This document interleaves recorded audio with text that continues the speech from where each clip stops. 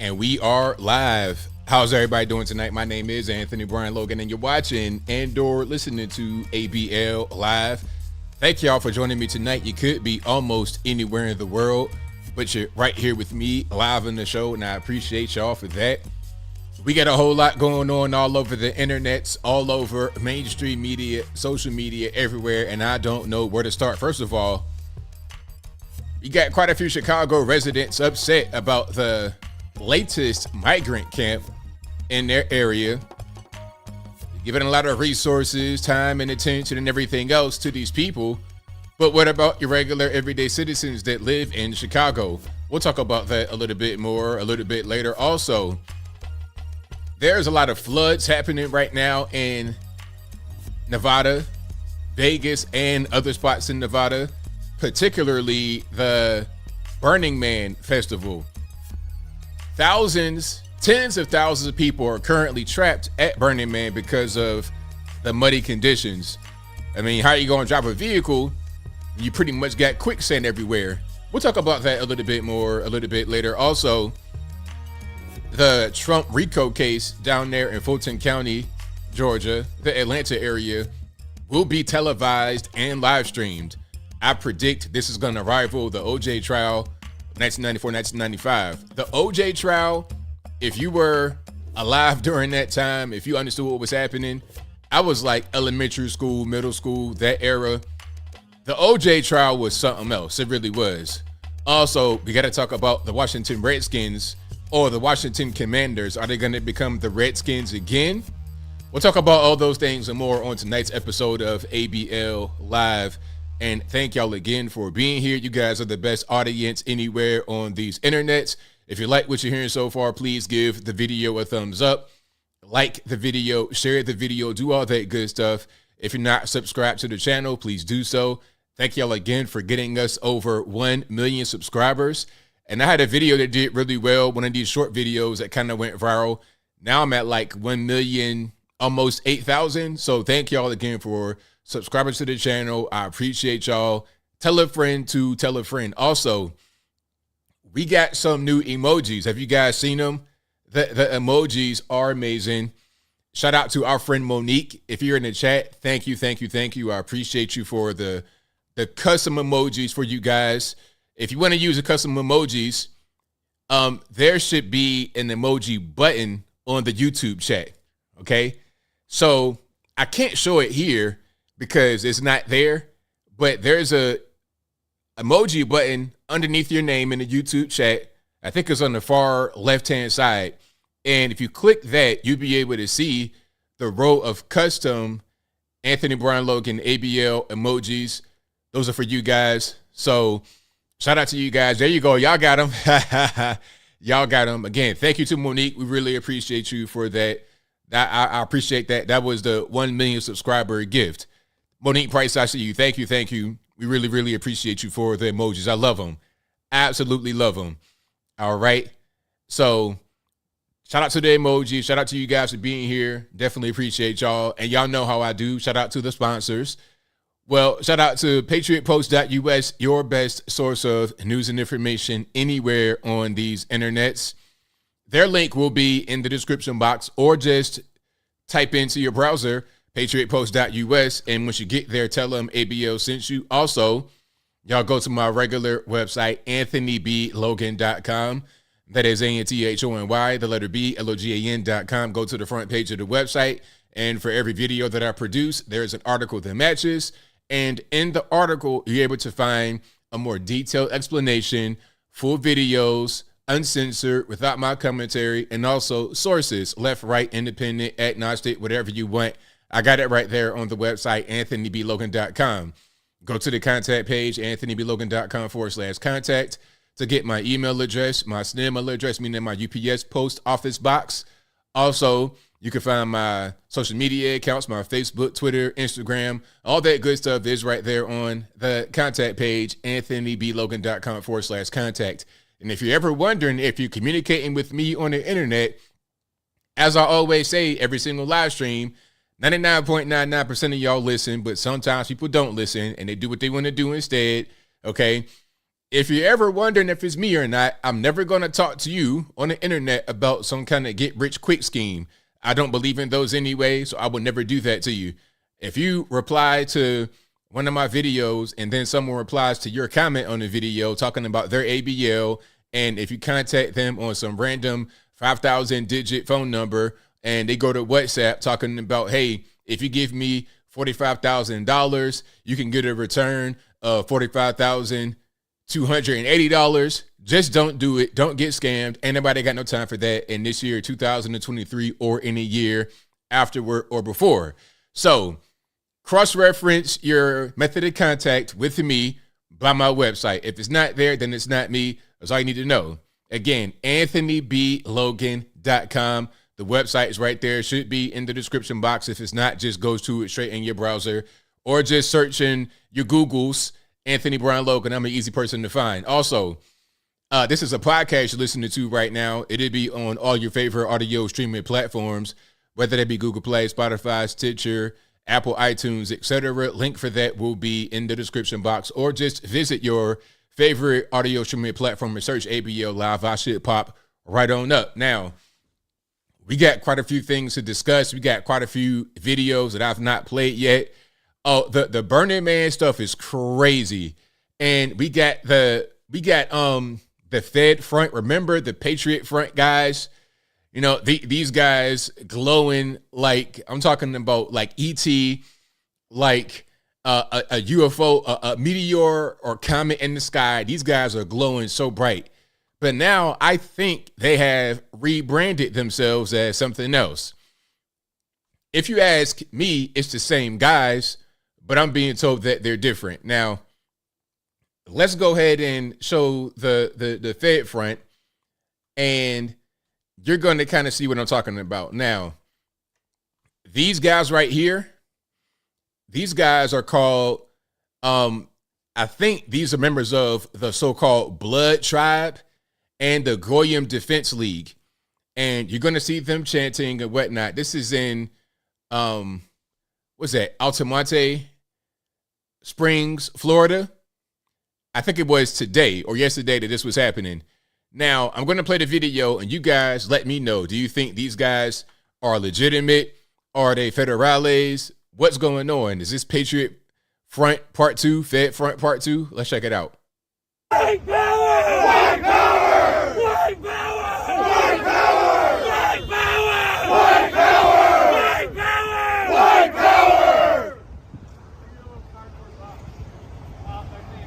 Vote for Ron DeSantis. Yeah, Ron DeSantis. 2024. Okay, so you're going to do all this. First of all, there's so much here. There's so much here. Shout out to BG on the scene for the video. That's his tag right there in the bottom right-hand corner of the screen. But there's so much here. First of all, where are they even at? Okay, they're in Florida on some random street corner. There's nobody. There's no event happening. There's nobody opposing them. It's just them on this random corner. Okay, and it might be about 20 of these guys talking about white power. Who are you talking to? The camera that's right there? I don't really understand. This is just really strange to me. If you ask me, this is Patriot Front. These are the same guys that they would throw into January 6th and say, oh, these are Trump supporters. And what is the deal with them talking about vote for Ron DeSantis at the end of it? It's like, okay, you got a script you got to follow. All right, scream white power, then say vote Ron DeSantis. I mean, could you get any more obvious? Maybe it's just me. Maybe I'm wrong. Maybe these guys are the real deal. Maybe I'm just tripping. And then I was, in my comment section on X, formerly known as Twitter. And then somebody said, oh, these guys always do it. And they keep talking about how much they like Ron DeSantis, and he hadn't said anything about it. I'm like, well, what are they really doing? Just out there with nobody around, just chanting? What are they really doing? They might as well just go home and chant in front of the mirror. It'd be the same thing. If these guys would just practice their little speech in front of the mirror, who cares? It's the same thing as them out here on this random street corner. There's no event. There's barely even any traffic. If you're going to do something like that, at least go out there and rush hour traffic if you're really about it, if you're really about that action, go to it. You're in Florida. There's plenty of black neighborhoods. Go to the black neighborhood in the middle of peak traffic and do that right there, rather than this nondescript random corner at like 2:00 in the afternoon with no traffic. This is so weird. But hey, I was told that these guys are the real deal. They're not feds. But if they're not feds, I can't tell. They look kind of off to me. But that's just my humble opinion. Do I have one more video of these guys? I believe I do. Let me just get myself together over here. All right. So here they are. This is from Laura Loomer. There might be a little bit of language here, so if you got little youngins, please cover their ears. But here they are on a walkway on the bridge, if I'm not mistaken.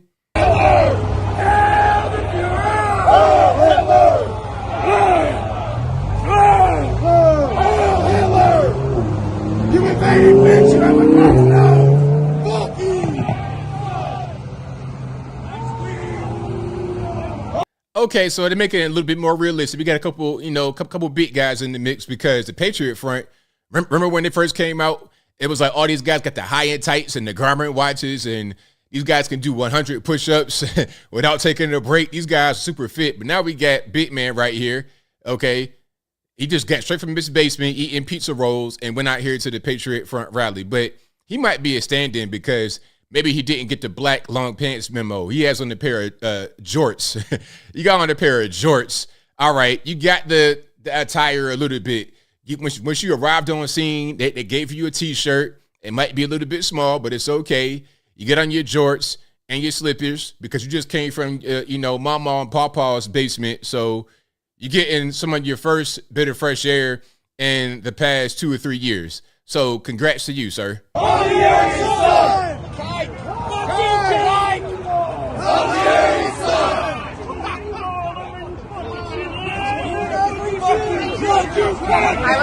But you know what? In his defense, it's Florida. I know it's hot. So, you might want to not have on the long black pants.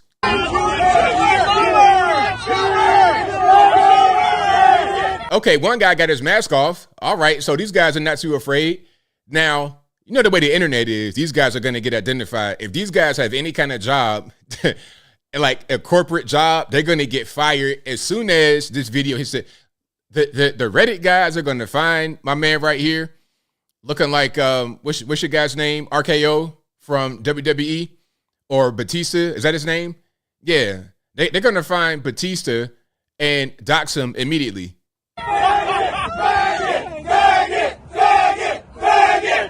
Oh no, not the F word. Big tough guys hiding behind the little barrier on the road. Somebody got that dog out there. Okay. Taking that dog for a walk. All right. How wholesome. So,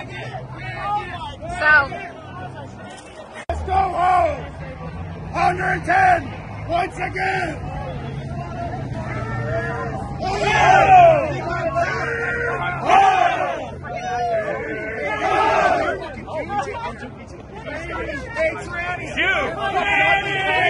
Put the Jew in the oven! what group are you guys with? Blue Star!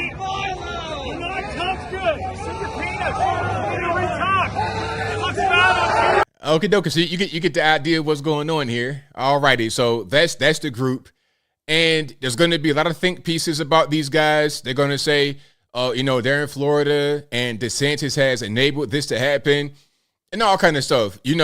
There was what was it? It was a shooting or something that happened recently, and they were trying to blame DeSantis for it. I think it might have been a school shooting or something like that. Y'all know what I'm talking about. And DeSantis went to some kind of vigil, and then people are reposting the picture of a black woman staring at him. It's like, what did DeSantis do here? Matter of fact, let me see if I can find that. And if you like what you're hearing so far, please give the video a thumbs up, like the video, share the video, do all that good stuff. That'll help me out tremendously. All right. Let me check it out. So, so in Florida, there was a shooting where it was a white guy who was targeting black people. He shot up a dollar store. He shot the one lady in the parking lot, and then I think it was an employee inside the store, and then someone else inside the store. And so DeSantis goes to a vigil or something to pay their respects, and then the people in the on the internet were acting like DeSantis is responsible. How is DeSantis responsible for some maniac going and killing people? What's he got to do with it? Did he ever say anything negative about black people? The only thing DeSantis ever did was try to remove LGBTQ, elemental P, X, Y, and Z stuff from black history, to which I thank him for that, because regardless of what you are, you could be a left person, a right person, or whatever. If you are on the side of facts, if you are on the side of history, then you would not want to have RuPaul's Drag Race and things of that nature, the 1980s HIV epidemic affecting the black LGBTs. That should not have anything to do with Martin Luther King, Malcolm X, Booker T. Washington. What's that got to do with that? I mean, look, if you want to talk about LGBT stuff, okay, cool.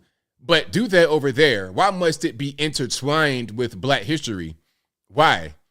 So, yeah, that's what that is. But it was weird. Let me see if I can find what's going on here.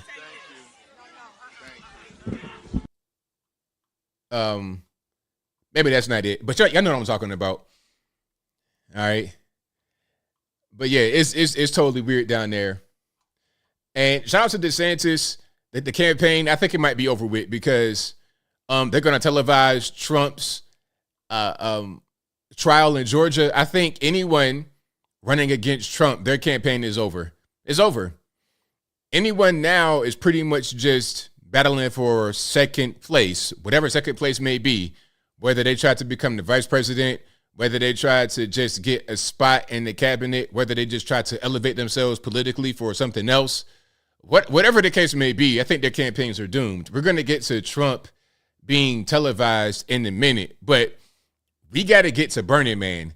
And shout out to you guys for using the brand new emojis. I appreciate y'all for that. But we got to get to Burning Man, because that's crazy. Now, are you guys out there on the left coast, or to be specific, in Nevada, where the floods are happening? The floods are crazy. Now, I'm going to show some video, and some of it I understand, because I got caught in the flash flood recently. So I'm driving at night. I'm on the interstate, and at a certain point it was raining, but it wasn't raining really hard. It was raining just enough to, turn your windshield wipers. It was not really anything beyond normal. But all of a sudden it's raining very hard. And before I know it, it's like I can't even see the road. It's at night. It was a mess. I'm trying to pull over, and when I'm pulling over, I'm hearing the water go up under my vehicle a lot. And I'm driving the Camry, so I got a car that's not really half off the ground. If I had my truck at this point, I would have been okay, because it would have had a higher clearance. I was okay in the Camry, but it was getting kind of dicey. If I was on the road for a little, like one more minute, I could have got flooded out easily. All that water would have been straight into my transmission. I would have been on the road flooded out for sure. So I can understand how people get into these situations where floods happen, right? So let's just leave that there. Then we're going to get into Burning Man and what's happening in Vegas with the flooding. All right. So I got a few videos here I'm going to queue up. I got quite a few videos about that. This whole thing is totally crazy. Now, I'm going to show you what they wanted it to be out there in Vegas, and then what it wound up actually being. So Burning Man, I looked it up. I didn't really understand exactly what it was, but I was told it's a conference, some kind of music conference out there in the Nevada desert. That's what I was told it was, but it wound up being much different. Now, let me go ahead and throw it up right here. And this is what they wanted it to be. If I'm not mistaken. Hold on. Is this it? No, this ain't it. This is what it wound up being. Hold on. Okay, let me show the video of what it was supposed to be. It was supposed to be really nice. All kind of stuff going on. Just a really good time for people to go. Oh, and remember, I almost forgot this. Remember, I showed the video of the so-called protesters on the road that got moved out the way, and that's when the vehicle kind of went through them. All right, so that happened, and the road they were blocking was going to Burning Man. So it kind of worked in their favor. If somebody was blocked on the road and they were backed up for miles because of these climate activists, and they decided, you know what, we're not even going to go to Burning Man, we're going to turn around, it worked out well for them. Because if you did go and you're right there right now, you're trapped. Because there's so much rain, so much water, and in the desert, the water can't go anywhere. All that the water's going to do is just sit on the surface and flood, or it's going to create just a really bad mud situation. There's not enough proper soil for the water to get absorbed and to go into the groundwater. It's just going to be a mess, which is exactly what's happening. So I got the video here of what Burning Man was supposed to be. Then we're going to see what it actually is. Yeah, Fire Festival. This right here is much worse than Fire Festival. If you guys ever saw that documentary on, what was that, Netflix, Hulu, whatever that was, this is much worse. So here is the proposed Burning Man. Dance with me. Let's go. Stop. Just breathe. All right, I'm gonna turn the music off because it's not really needed, but you see what's going on. They got hoverboards and they out there on this nice flat surface. You know, it's just, you know, not too much going on. You could pretty much have it's like an adult sandbox, basically. Have fun. It's all good. We got music, we got neon lights, we got everything going on. A lot of content creation. My man right here got a makeshift hoverboard chair type deal. You know, supposed to be big fun. My man right here is playing music on a DJ setup on back of a moving vehicle. He's like in a trailer in the back of a pickup truck. All right, so it should have been that, but it wound up not being that. Now, here's what it wound up being. Check it out. All right, we got more music going on. And the caption says, join me for a trip to the porta potty at Burning Man. Now, I'm not going to show the inside of the porta potty, but you could just see what's going on outside of here. Now, okay, here's a question. What do you think they're walking in? All right, because they're outside of the porta potties, and we got all kind of mud and just slush. So this has been caused by the rain. Now, what do you think is going on right out here? And what do you think is happening even a few hundred yards away from this? I mean, it's going to be a mess altogether, because if it's raining and it's heavy rain, the ground's not really stable, what's going to happen to these porta potties? I'm just asking the question. All right, but I'll leave that there. Now, there was a tornado at Burning Man, a fire tornado. Looks like little water spouts. That happened. So I'm not sure if this was before the downpours or what happened, but that's going on. So, yeah.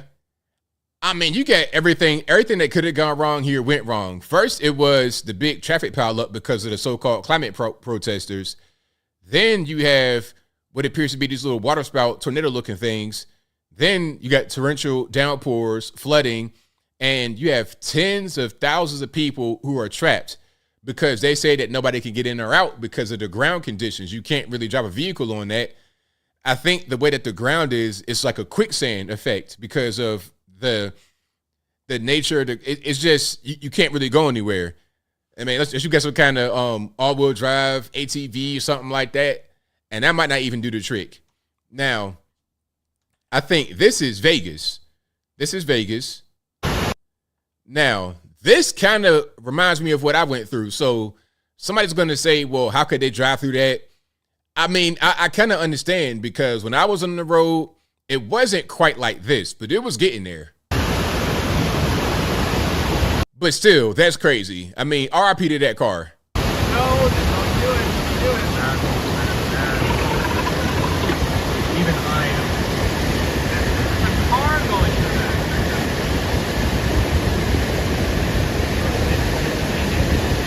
And you see how fast the water's going? Because, I mean, you're in the desert, the water, it can't go anywhere other than to the lowest point. And it's going to take, it's going to go very fast. The more water, the more force that it's going to have going to the lowest point. That's why they say get the high ground. But if you're on the road, I mean, if I was that person, I'd have tried to hop the curb or something to get over there, because you see over where these shops are, it's going to be dry for the most part, or it's not going to be this big river of water. So I'm going to try to go over there rather than going straight. That's the point. Yeah, RIP to that car. RIP to that car. I mean, it made it through the water, but like how they say, the car may have won the battle, but it lost the war, because all that water and that transmission, that's going to be waterlogged. I mean, it's going to be a mess. Okay. I mean, just go to the mechanic right now and be like, hey man, just show him the video and be like, hey man, can you please fix my car? I know it's going to be messed up right now. So yeah, RIP to the car for sure. RIP to the car. Now, here is more from Burning Man. This is, it shows you more of the sand, the quicksand nature of the ground out there.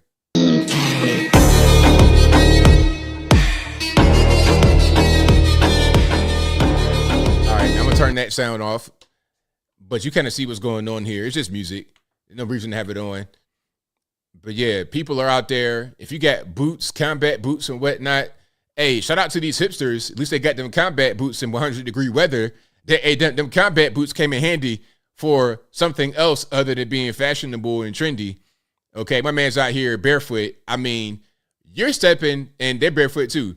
If you're barefoot in flood water, then Godspeed, because you're going to get all the parasites. You're going to get everything in this world. I mean, you're going to have some apocalyptic type virus into your body through your bare feet in flood water.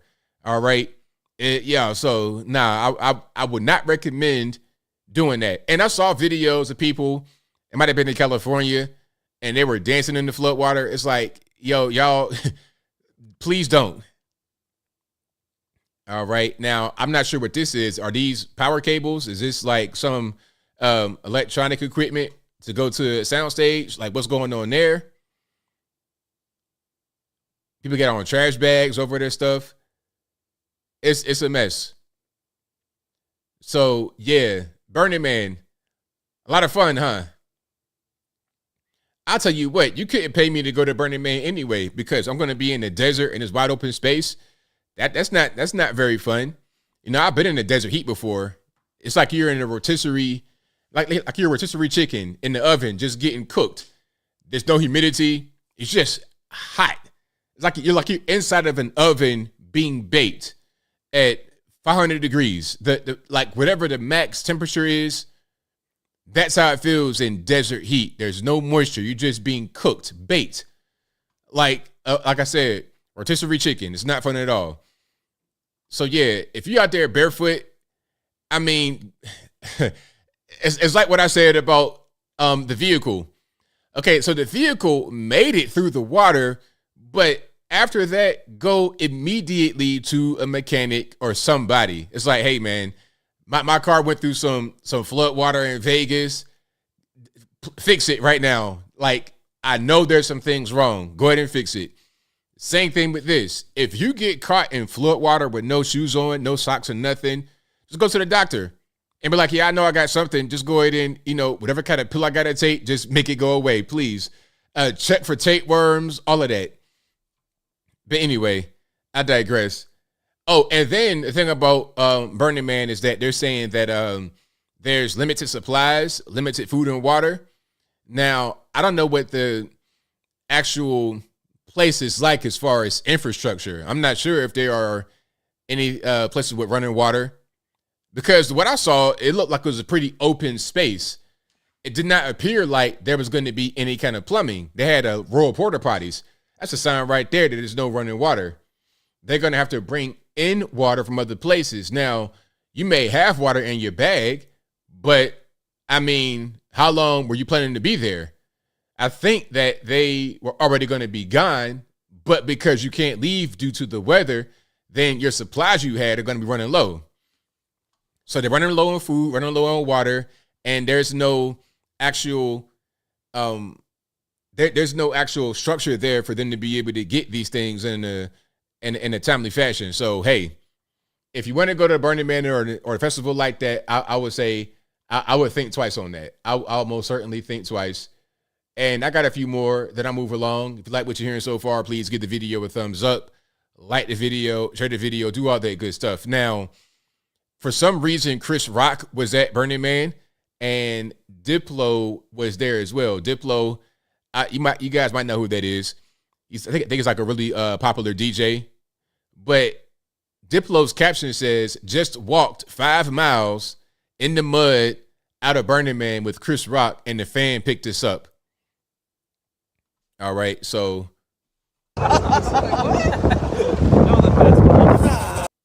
shout out to Chris Rock out there in his New York, New York Mets, New York Knicks outfit, randomly in Burning Man for some reason.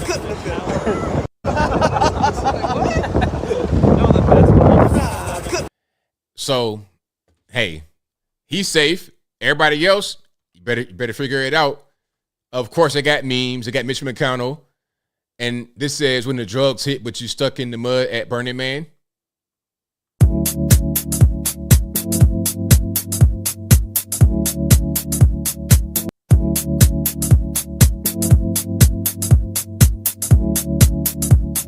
So somebody says right here, K Trout says, Burning Man is an art music festival. That is a don't leave a trace kind of festival. Well, they're going to leave quite a bit of a trace now, because them porta potties alone will leave a trace. And if you don't have any place to really put your trash or whatever, there's going to be a trace. Oh, yeah. I mean, maybe that was an objective, but the objective and the reality are going to be a little bit mismatched, I suppose. All right. And this says, no access in or out of Burning Man after the storm. Conditions are bordering on disaster, with over 70,000 people currently trapped, told to shelter in place and conserve resources after rains turned the playa into an undrivable mud pit overnight. All right, so that's going on right there. Okie dokie. Now let's keep on rocking here. And I think I might have some more of Vegas. Yeah, I got one more Vegas, then I move right along, of the Vegas flooding. Or it might have been the same situation. Let's see if it's the same or different. Let's check it out. Yeah. All that water on that electrical box is crazy.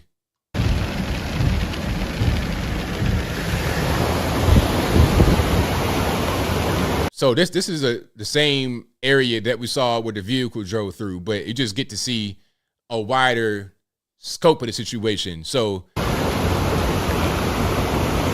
if you're out there in Vegas, man, please be safe.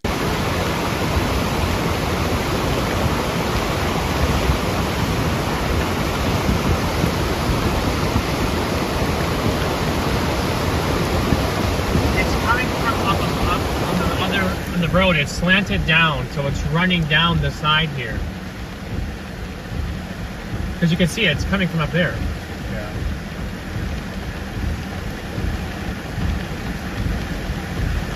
Yeah, so be safe out there. That's all I got to say. But like I said, I've been caught in the flash flood. It ain't no joke. That water, it doesn't stop. It's going to do whatever it wants to do. If it's currently raining and you got a flood going on, there's not much you can do. All right.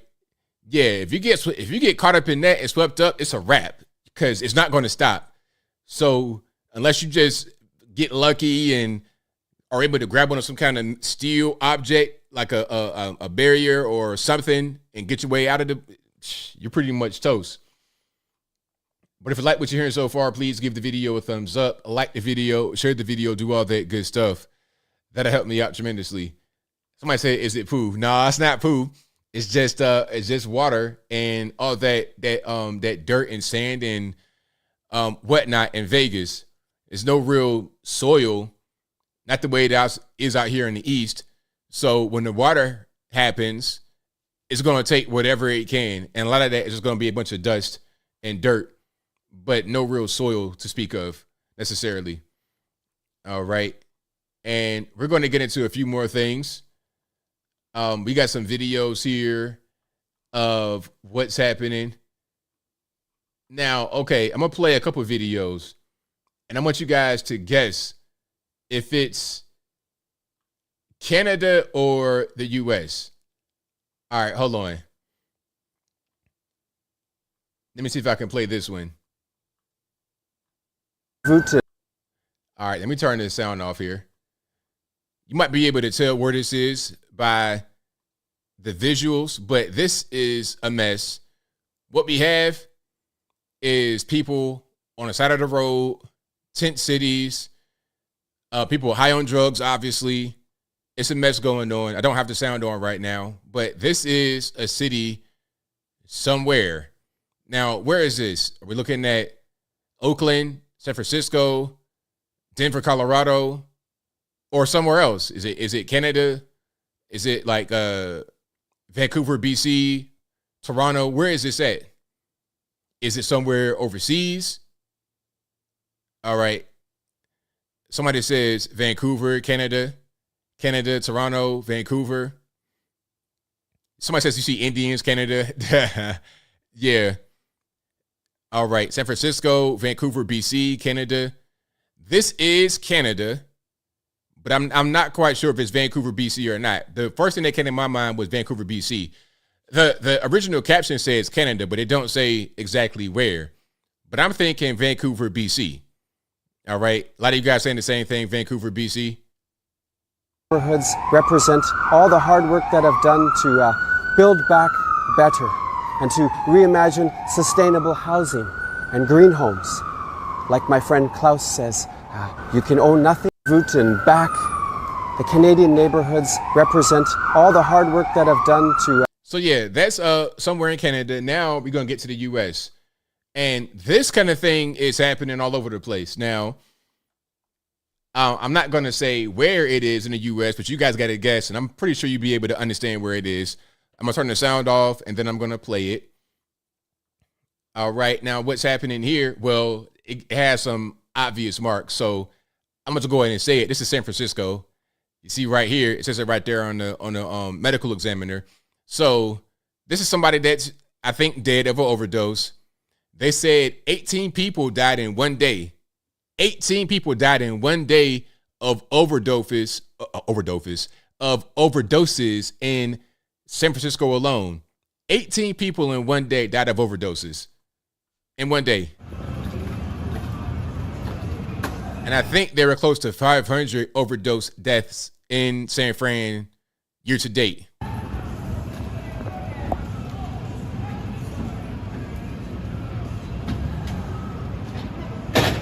Now, here's my question. Now, people say we should legalize drugs. What you're seeing right here, in my humble opinion, is the effect of legalized drugs in the U.S. Now, other parts of the world, I don't really know what happens, but this is when you legalize drugs because, in essence, drugs are legal. And do I see another body in there? I think I see another body already in the vehicle. So it's like you can't even, you got one body that's dead, and you're getting somebody else and putting them in the same vehicle and just loading them up like it's nothing. I mean, is that what I'm seeing right there? Do you guys see that in the vehicle? Is that already somebody else dead in there? I think so.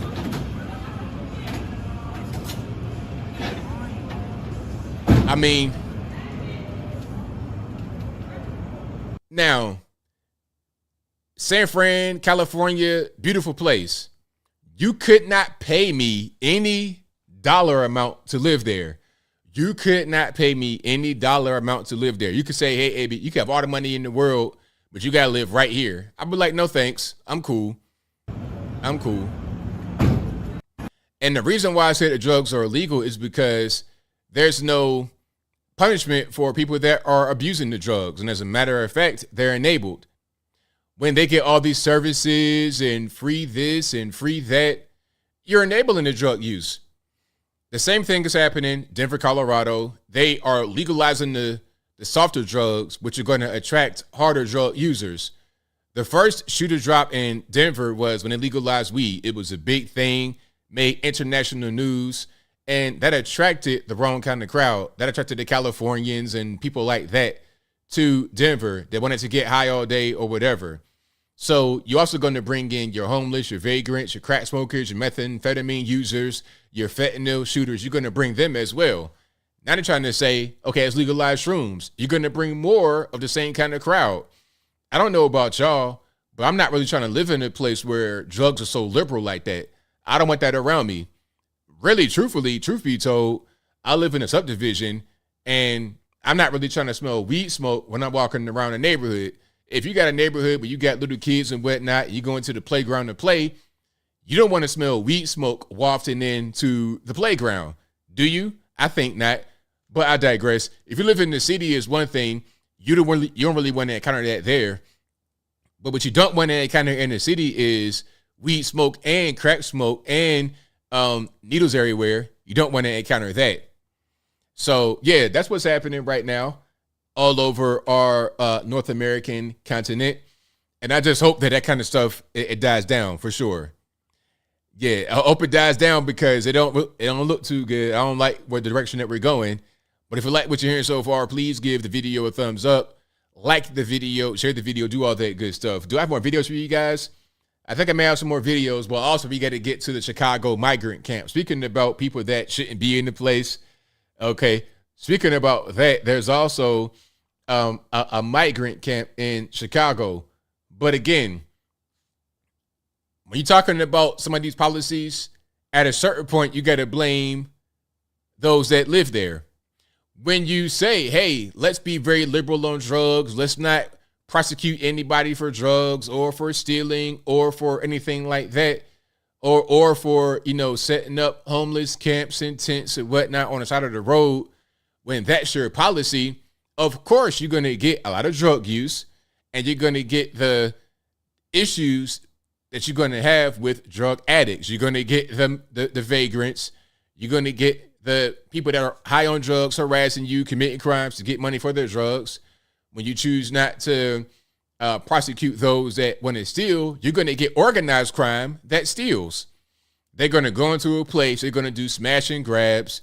We'll talk about that in a minute. But they're going to do smash and grabs, flash robs, and you can't stop it. And then, of course, as a result, you're going to have iconic places closed down. Going back to San Fran right quick, I think they closed down. What was the store that closed down recently? There's been quite a few places that have closed, but it's a Nordstrom. Okay, so the Nordstrom closed. Let's put it on the screen right quick. So the caption says, and this is from August 27th of this year, 2023. It says at 5 p.m., Nordstrom closed its doors and became the latest major retailer to leave San Francisco. Until San Francisco stops voting Democrat and big corporations stop funding terror groups like Black Lives Matter, I have little sympathy for those affected.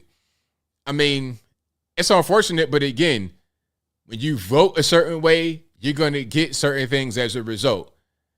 Choices have consequences, don't they?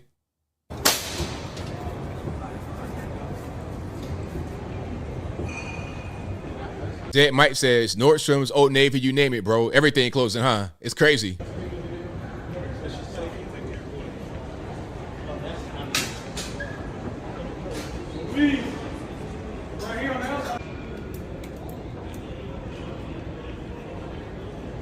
And my question is, how much longer can retail operations even stay afloat? Like brick and mortar retail, you have a lot of competition.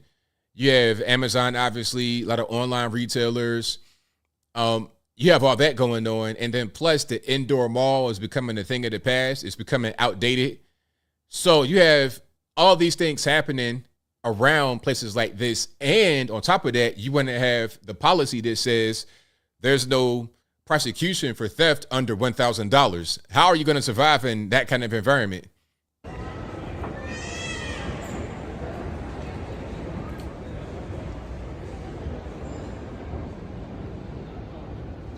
So yeah, I'm gonna turn the sound down. RIP Nordstrom's out there in San Francisco, and a lot of malls across the country.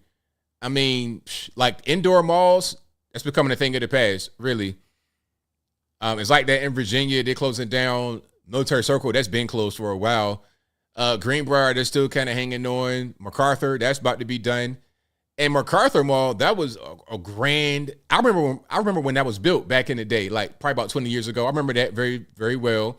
And it was probably the best mall in the area. But again, the indoor retail spots are dying a slow death. It's an old school format. And then on top of that, you have bad policy that's going to just sink it into decline that much more quickly. They had to buy MacArthur. So, okay, they bought MacArthur. Is it still going to stay open or is it going to be something else? They'll probably turn MacArthur into some housing. They'll say it's affordable housing, but it won't be. You're talking about $2,500 for a 1-bedroom, 1-bath out there. But anyway, I digress. Let me see. AMC Theaters, $26 million in ticket sales in one day. Taylor Swift Eras Tour. Wow, okay. That's interesting.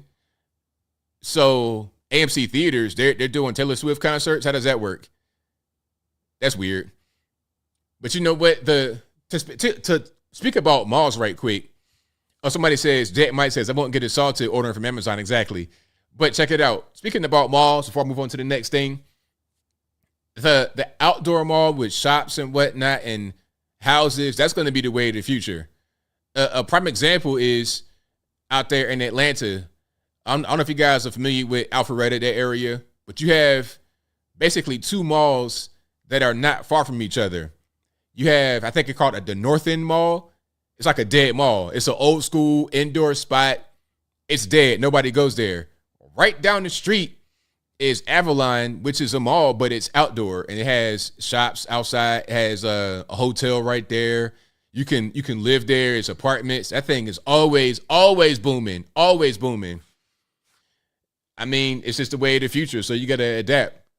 But I don't think having something like that in San Francisco will make a difference, really. I think they would still face some of the same problems, actually, for sure. It's going to be a lot of the same issues. All right. And I've seen separate food courts as well. They got that in Atlanta as well. They have, what's that? Colony Square, Midtown. It's like a food court by itself with no mall. But it is a mall kind of around it. You got to have stuff outside. It can't be the enclosed building anymore. That's over with. That's done. It needs to be updated. But if you like what you're hearing so far, please give the video a thumbs up. Like the video, share the video, do all that good stuff. Okay, so Maynard says Taylor Swift filmed her tour. So that's what it was. It wasn't like, I got it kind of, I'm like, okay, is she having the concert in the theater? So she filmed the concert and they're showing it in the theater and then that sold out. Oh yeah, I was seeing some of the videos from when she had her actual tour and it was nuts. Like I saw one video where she had a tour in New York and the Swifties were trying to get on the train afterward. And it was a mess. it was a crazy mess. All right. Rob Meyer says, near me in Scottsdale, Arizona is a Fashion Square Mall. It caters to high-end shoppers and it is not dying but thriving. As for me, I can't afford to shop there. Yeah, you got to go. The high-end shoppers, they're going to want to spend at a place that's catered for them, especially if it's nice and secure. Because going back to Atlanta again, they have places like Phipps and even Lenox to a certain extent. But Lenox, man, you got to put on the bulletproof vest. Never have I ever seen a mall with a metal detector on the escalator, like literally. So I'm in the mall and I'm going down the escalator to get to the food court and then go outside. To get to the food court, there was a whole metal detector on the escalator. Like when you about to go down, you got to go through that first to get down on. I was like, what in the world's going on here? It's crazy. So if you got in a nice area where it's low crime and you can secure it properly, then it's going to thrive. But if not, good luck. Yeah, Lenox, I would never go to Lenox. I'm not really, I don't want to go to Phipps either, but I'm definitely not going to Lenox. If I go to Lenox, I'm going to have my gun on me. I'm going to have my gun on me if I go to Lenox. Detector or no detector. If it goes off, it goes off. Not the gun, but the alarm. But I'm not going to get caught in there with no pistol on me. I refuse. But, you know, I don't have any guns because but an accident. It was tragic. Kids were crying, but I digress. Let's keep on rocking and rolling here. Where was I going to go next? I think I was going to go to the migrant camp. Oh, yeah. We got to go to the migrant camp out there in Chicago because talking about you have your policies and things you vote for and you're going to get certain results. This is a prime example of it. This is a prime example of it. This has been an issue in Chicago for a while now with the so-called migrants, the asylum seekers or illegal aliens, whatever you want to call them. This has been a really big issue. And every time they keep talking, keep having these meetings and whatnot, airing their grievances. I'm like, hey, this is what you wanted. This is what you voted for. We tried to tell you that this is not going to be the way to go forward. You shouldn't be doing this, but they didn't want to listen. So let's check it out right here. And let's get some sound and RIP headphone users. There we go. Single day, there's 80 to 100 people being sick right now.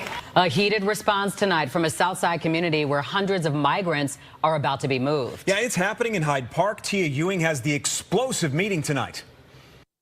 2 buses showed up in the city of Chicago today carrying migrants, and we know at least for the week there's been 4 that have arrived here. And this is not the first time that migrants will call Hyde Park home. 120 lived at the Lakeshore Hotel in January and also March. Most residents didn't know anything about it, and this is the first time they are sounding off. I don't want them there. Take them someplace else or send them back to Venezuela. I don't care where they go.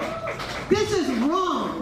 You got 73% of the people homeless in this city are black people. What have you done for them? There were lots of fireworks. I mean, look, I understand the frustration. I understand the grievance saying, hey, send them back to Venezuela. We got 73% black homeless in this area, Hyde Park, Chicago. What are we doing for them? Well, look, you don't want anything to be done for them, I don't think, because when you vote at a certain point, you have to make requests or demands. And if the requests and or demands are not met, then you withhold your vote or get someone else that is going to do what you want or at least meet halfway. You might not be able to fix all the problems, but you can do some things to mitigate it. And you can also do things. You can also vote for those who are not going to invite these people to your community. That's what you could do, but that's not what's going on. Over the migrants moving into the Lakeshore Hotel for 6 months, where 300 can be housed. Also, the city says it's a fluid situation, and it will need to revisit that timeline. Even the alderman, Desmond Yancey of the 5th Ward, says he just found out about it last week. I found out on Wednesday, called a meeting immediately. I don't know what happened before I got here. But in the spirit of transparency, this is why we're in the room, because I felt it was important for community members to know what was going on in their neighborhood, even if the mayor's office wasn't willing to. It was standing room only inside the promontory. Residents had a lot of questions about police patrols, the change noticed in communities where migrants currently are, and the future plans for dealing with the migrant crisis. Plymouth Court in Van Buren, that site looks like basically a bomb went off. So I'm concerned about the sites where the migrants are. We have shelter rules that we implement across the sites. New arrivals must wait 150 days to apply for a work permit. Those on the front line of dealing with this crisis says part of the solution is getting migrants seeking asylum work. Without some remedies from the federal action, whether it's funding or the ability for folks to work, we find ourselves in a hole. And despite the overall response from residents, come this Friday, that is the earliest that migrants will start moving into the hotel. So they moving in like yesterday, because this video was from a couple of days ago, from a few days ago. And the alderman that you saw saying, oh, I didn't know until just right now. He was saying that they're going to move in Friday, it was yesterday. They've already started moving in. Now, the funniest part about this video is when my man said, oh, we got to get them work. We got to get them work for real. How about the people in the community that need jobs, have been clamoring for employment? How about them? We're not going to get them jobs. And we just saw the unemployment rate in the country rise up for the first time since last year. okay, at 3.8% from 3.4 or something like that. And we all know that the official unemployment rate is higher. And also, we got a really big problem with inflation. You might be able to get a job, but is it going to be able to really benefit you in a serious way? Are you going to need 2 of those jobs to be able to make ends meet nowadays?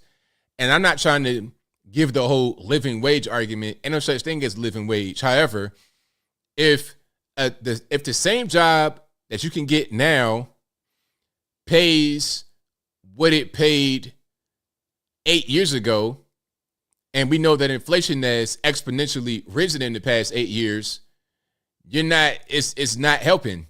It's not helping. Not the way that it should. It's good to have a job, obviously. It's good to make money and do things honestly. But if what you're getting paid is not matching what inflation has, you see what I'm saying? It's still going to be a problem. You're still going to be suffering. And that's not taken into account when you're talking about the unemployment rate. So the funniest part about that video, again, is trying to find them jobs. So they're entitled to living in your neighborhood rent-free on your money, actually. If you're living in the area and you're a taxpayer, it's coming from your dime. And also, I think some federal money as well. So if you are a U.S. citizen, it's coming from your pocket. If you're living in Chicago, it's coming from your pocket a few times, your local, state, and federal. All that is going toward these people, and they're going to find them jobs. Now, when you're talking about job placement, when you're talking about housing or whatnot, they're getting the better end of the deal rather than U.S. citizens. And then there was a long meeting that they filmed on local news in Chicago. It was like 40-something minutes. And in the opening part of what they showed on the 40-minute video, I'm sure a lot of it was edited out. But the opening part was, it's not illegal for people to seek asylum in this country. So they were trying to, because the argument is that we say, hey, you know what? These are illegal aliens in our community. They should not be here. But then someone said, well, it's not illegal for them to seek asylum. It's like, well, why must they come to Hyde Park, Chicago to seek asylum? Why must they come into the interior of the country to seek asylum? Why can't they seek asylum back in their country of origin? Why can't they go back over there and seek asylum? Why must they stay here? Why must we pay for them to, quote unquote, seek asylum? And we all know what the game is. They're coming over here. They have no intention of really seeking asylum. They want to be over here illegally. Look, as soon as they get released from wherever they're staying, they're just going to be here. They're going to their cousin's house. They're going to their abuela's house, and they're going to be hanging out and chilling. That's the game. And I'm saying it in Spanish, but we all know that they come from all over the entire world, from Africa, from Europe, from Asia, South America, Central America, the Caribbean. You know, if they had people in Antarctica, they would come here as well. If that was inhabited, they would come here as well through the southern border. And, you know, it's funny talking to normies about stuff like this because they were so confused about the Haitians. They were so confused. Because remember the whole thing with the Haitians, talking about they were getting whipped, which was ridiculous. Totally ridiculous. But anyway, people were confused like, hey, how did Haitians get here? Because that's far away. It's like, you ever heard of a thing called a plane ticket or a boat or something else? You know, or they went to Miami or I don't know, like there's different ways to get here. Not Miami. I think the Haitians, they went to like South America, Chile or somewhere for many years after the earthquake. And then when Biden came into office, they said, okay, let's go ahead and cross right now. People will go through all kind of lengths to get here. And also a thing about the anchor babies, that's something real too. A lot of your people will come over here, not citizens, illegal aliens, have their baby. Now we're basically not going to get deported. It's a whole big game. But I digress. If you like what you're hearing so far, please give the video a thumbs up. Like the video, share the video, do all that good stuff. Please don't spam the chat, person. You know you are. Please don't spam the chat. Thank you, thank you. I saw it the first 15 times you put it down. I don't need to see it number 16. All righty. But thank y'all again for being here. You guys are the best audience anywhere on the internet. So if you like what you're hearing so far, please give the video a thumbs up. like the video, share the video, do all that good stuff. Now, where are we going to go next? We got a few more things going on. But yeah, everybody wants to be here. America is the best. Shout out to you for saying that in the chat. People talk about, now when I say some people talk about, oh, America sucks, we're terrible, all this and that and the third. It's like, if we suck, I can't tell because everybody wants to be here. If we're so bad and we're so racist and we're so terrible as a nation, then why, oh, why does the entire world want to come here? Why here? Out of anywhere else in the world you could be, you wouldn't be right here in the good old US of A. I mean, what's really going on? I think we all know what's happening. People want to be here in the best country. All right. And I got a few more things. Speaking about the best country, well, you know what? We're the best country, but there are some problems. There are some issues in America. I'm not going to sit here and say we're perfect, but through all the imperfections and everything, we are still the best country for sure. All right. I'm going to play a few videos here that I haven't shown you guys, and we're going to keep on rocking. So I think what I'm going to do, okay, let's do it like this because these videos are pretty crazy. All right, I'm going to show two about Hawaii that are pretty interesting. Then I'm going to show one about an election in Mississippi that was allegedly rigged, which is a pretty interesting story. And then, but first, we're going to show this teacher. Now, check it out. If your child goes to a school with a person like this teaching them, I'm not sure what you can do, but take your child out of the entire school. If this person is teaching your child or someone like this, please, please, please beware. Now, let's go ahead and roll this clip right quick. Hopefully there's no music and RIP headphone users. Here's my classroom set up for this year. Okay, so you see what's going on. First of all, why are you as a teacher wearing a tank top? And what gender is this? Am I seeing a male right here? Like, what's going on? And there's all kind of trash and stuff in here. It looks unorganized, but let's keep on going. I use warm lighting versus. So we see what's going on right here. Big LGBT flag. Why is that in the classroom? And here's what I want to know. Is there an American flag in there? That's what I like to see. Pride flag. I see some black women on the wall for some random reason. You know, the white liberal's best friend is a black woman. In their mind, because that's who they want to be. But anyway, I digress. And social justice. I don't see an American flag anywhere. Walls are all part of the design. I have a lot of books. Okay, and the poster says queer on the wall. A little freeze frame right there. Questions. I have a ton of questions, sir, ma'am. First of all, what is it? What were you born as when you were born? Did the doctor say it's a boy or a girl? I'm thinking I'm seeing some a male here with a tank top on. Is that appropriate attire for a teacher to wear in a classroom? And how old are your students? That's another question.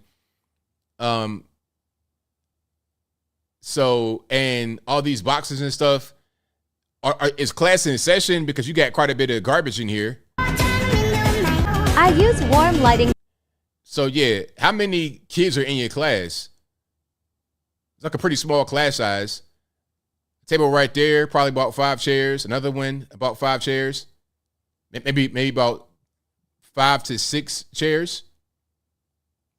So yeah, again, if your kids go to this school, take them out.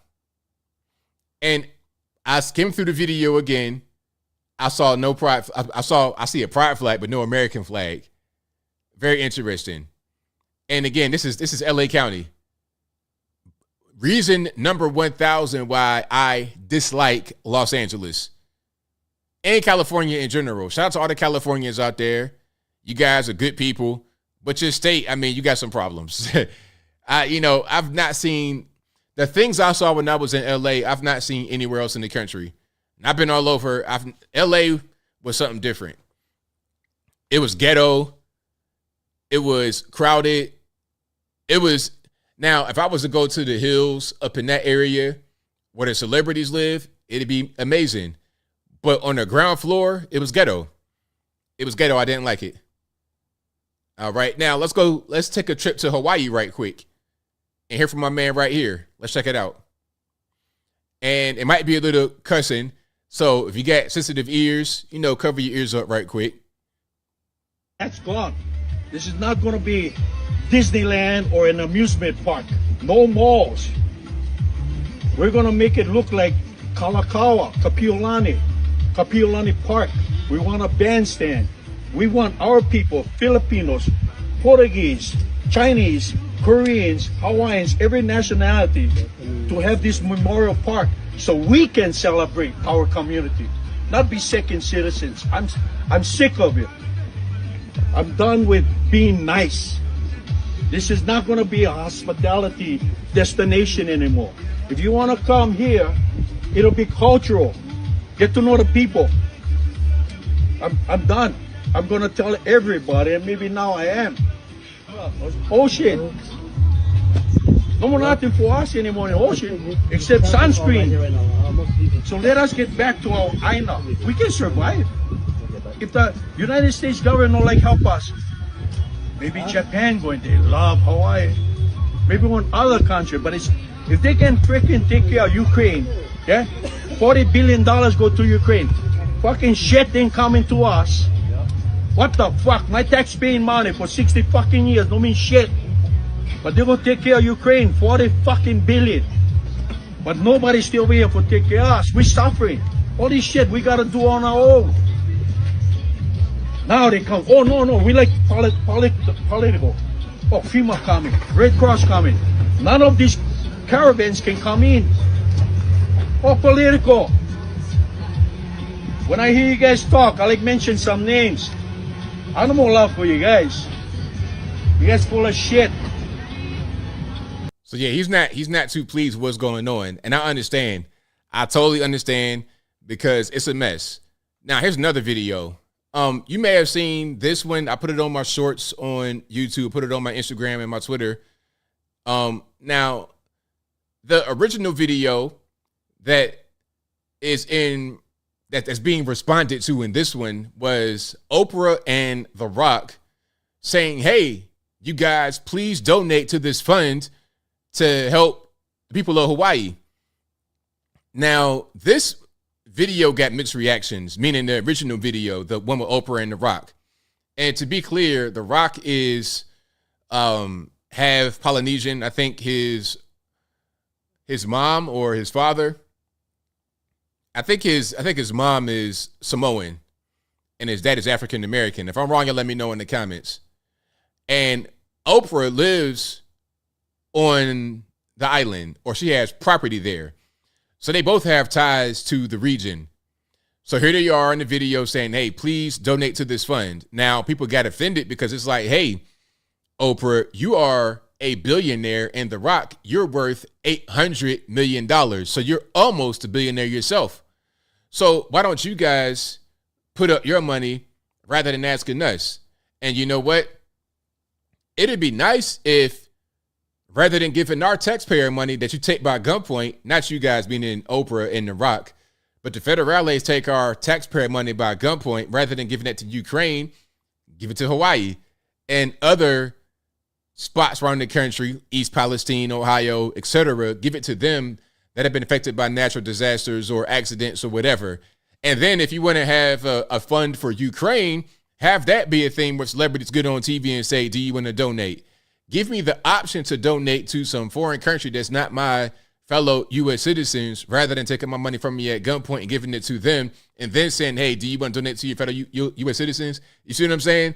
I don't mind having my money. If you're going to take my money, I don't mind having it going toward my country if it's going to help my country.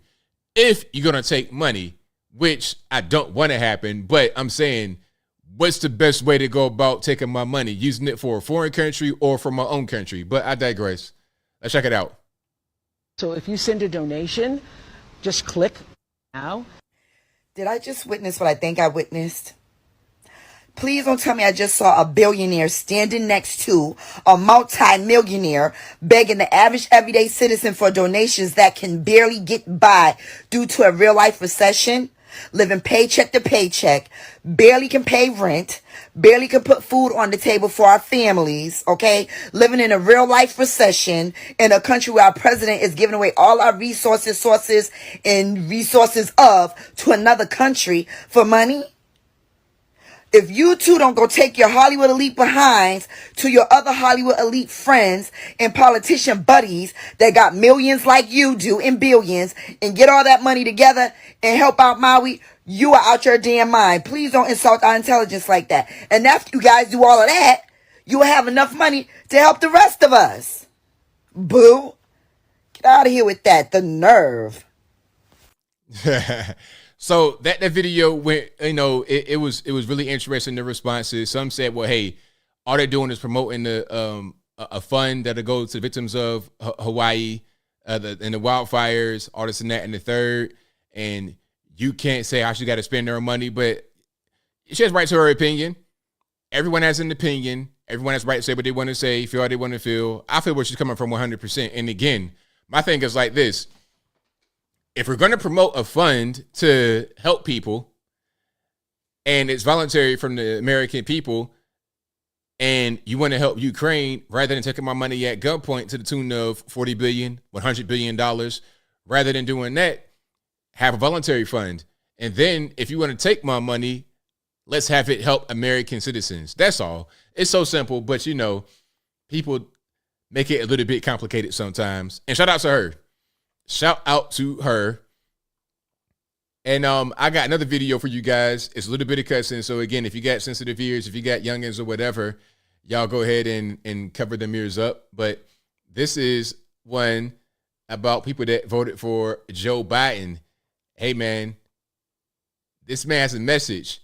If you voted for Biden, count your days. All right, count your days because he is not having it. Let's check it out. I'm telling you, listen, let me tell you something. Any of my friends, any of my family, if I see y'all motherfuckers voting for Joe Biden, we gonna have to square up. I don't give a fuck who you is. From male, female, child, we gonna have to square the fuck up. Like this motherfucker really gave Maui $700. $700. U.S. citizens. $700 fucking dollars. But you gonna send billions of dollars to motherfuckers that that's not even American citizens, bro? Like, are you serious? What the fuck is $700 gonna do? They're fucking they have no home, bro. Yo, like this shit made me mad, bro. Seriously. If y'all vote Democrat this year, we gonna have to square the fuck up. Seriously. Like that's on everything. That's on everything. We gonna have to square the fuck up. So there you have it. He's like, hey man, if you vote Biden again, if you vote Democrat again, we're gonna square up. We're gonna have to throw them blows. So I don't care, male, female, a child. Obviously exaggerating. It was funny in the comments. People take things so literally. People are like, well, how was the child going to vote? It's like, okay, let's not take everything so literally. At a certain point, he was joking, but at the same time, he was dead serious. He was dead serious because it's like, hey, how are you going to vote for Democrats again and you see what they do? Like, there's no arguing over what they have done or what they haven't done. We can see their track record right in front of our very eyes. How are you going to vote for the same people over and over again? It's crazy. But hey, shout out to all you guys for watching. I appreciate y'all. Yeah, that was a beat because he's in the store. He's not in his house. You see the drops and he's in the store. He wasn't in that wasn't a smoke alarm. That was his house. But if you like what you're hearing so far, please give the video a thumbs up, like the video, share the video, do all that good stuff. That'll help me out tremendously. But yeah, hey, if you're going to vote Biden, you know what you're going to get. It's the same way I talk about those in Chicago. You want to vote a certain way and you get in the illegal aliens coming to your community, terrorizing it. Well, hey, that's what you got. Same thing in San Francisco. You got crime and violence and drugs everywhere. Well, this is what you wanted. This is what you voted for. You want to keep voting liberal people, voting for London Breed, who wasn't even in San Fran, who was in Hawaii when the whole wildfire thing popped off. I mean, I don't blame London Breed. It's like, look, you guys want to vote for this incompetent person who won't do anything for your city at all, okay? She'll go to concerts and dance and whatnot. That'll be pretty much it. Why not go to Hawaii and be hanging out there rather than San Fran, having a look at the wasteland that it has become in many parts of the city? You know, some that want to defend San Fran say, oh, ABL is only in certain neighborhoods. I've never seen that kind of level of chaos in any one neighborhood on the east. I think the only place is in Philly, Kensington. I've seen some hoods. I've seen some bad areas, but come on. I mean, that you talking about third world country status, or even worse, really, even worse than third world country status. You got opulence next to disgust. It's a mess. All right, so we got a few things going on here. This is a very interesting story that for some reason is not getting much attention. Now, hold on, before I get to that, matter of fact, I'm gonna get to that and lead into my next thing. So the story is about this election in Mississippi that is being challenged. You see, before Trump got in trouble for challenging an election and saying that it was rigged, you could say that it was rigged and challenge it and do things to try and figure out if you won or lost, and it wasn't really a problem. Stacey Abrams, for many years, said that she won the race down there in Georgia and that Brian Kemp didn't really win. Hillary Clinton said that she won the race against Trump in 2016, although she really didn't win. There's been plenty of Democrats who have said and done things to challenge elections that they think they didn't lose. They think that it was rigged. They think that they were robbed. They would go on TV and say certain things. They would give speeches. Hillary Clinton gave a speech talking about, well, what are you going to do when it's an election and you know that you won, you didn't lose, but the other guy, he's parading around like he won? She said those things on camera. So to now have Trump get in trouble for doing the exact same thing that they did is crazy. And then, of course, the reaction is going to be, well, Trump did way too much. What did he do? Talk to lawyers and ask for their legal advice. They gave him advice and he followed through on it. That's all that he did. It's the same thing that anyone else would do and the same thing that others have done. It's the same exact thing. It's no difference. Now, in this case, Mississippi, hold on, let me see if I can pull it up right quick. There was an election in Hinds County. Now, it was a primary election between Democrats, and everyone involved is black. Everybody involved is black. Let's check it out right quick, shall we? And the reason why I bring up the race and the party affiliation is because these are things that they say that anyone who challenges elections are guilty of. Oh, you guys are being racist, or you guys are just right-wing conspiracy theorists. Well, you're talking about Democrats alleging that Democrats rigged the Democratic primary election and everybody involved is black. There's no white man to blame here. So where is the mainstream media on this? What are they going to say about this whole situation here? Let's check it out. Hinds County District 2 Supervisor David Archie wants to take matters to court after his loss in Tuesday's primary election. 12 News' Tia McKenzie has more about Archie's accusations. District 2 Supervisor David Archie is claiming election fraud and corruption after being defeated by Anthony Smith during Tuesday's election. Archie says the election outcome was a high-tech election heist after he received 37% of the votes, compared to opponent Smith, who received 63% of the votes. Smith says he has faith in the system and believes there is no election fraud. However, Archie says he wants a thorough investigation. People in Hinds County District 2 was absolutely shocked on the other night to how in the world did this happen. Well, it happened because you can't beat a cheat nor steal. And that was was in place. We did a good job. Now, if he don't trust the system, I trust the system. Nobody else complained about the system. And so this is where we're at right now. You know, he needs to leave with dignity. I would have left with dignity. So where do we go from here? Smith says he will begin his first order of business starting next week. Archie says he will ask agencies, including the DOJ and the FBI, to intervene. In downtown Jackson, Tia McKenzie, 12 News.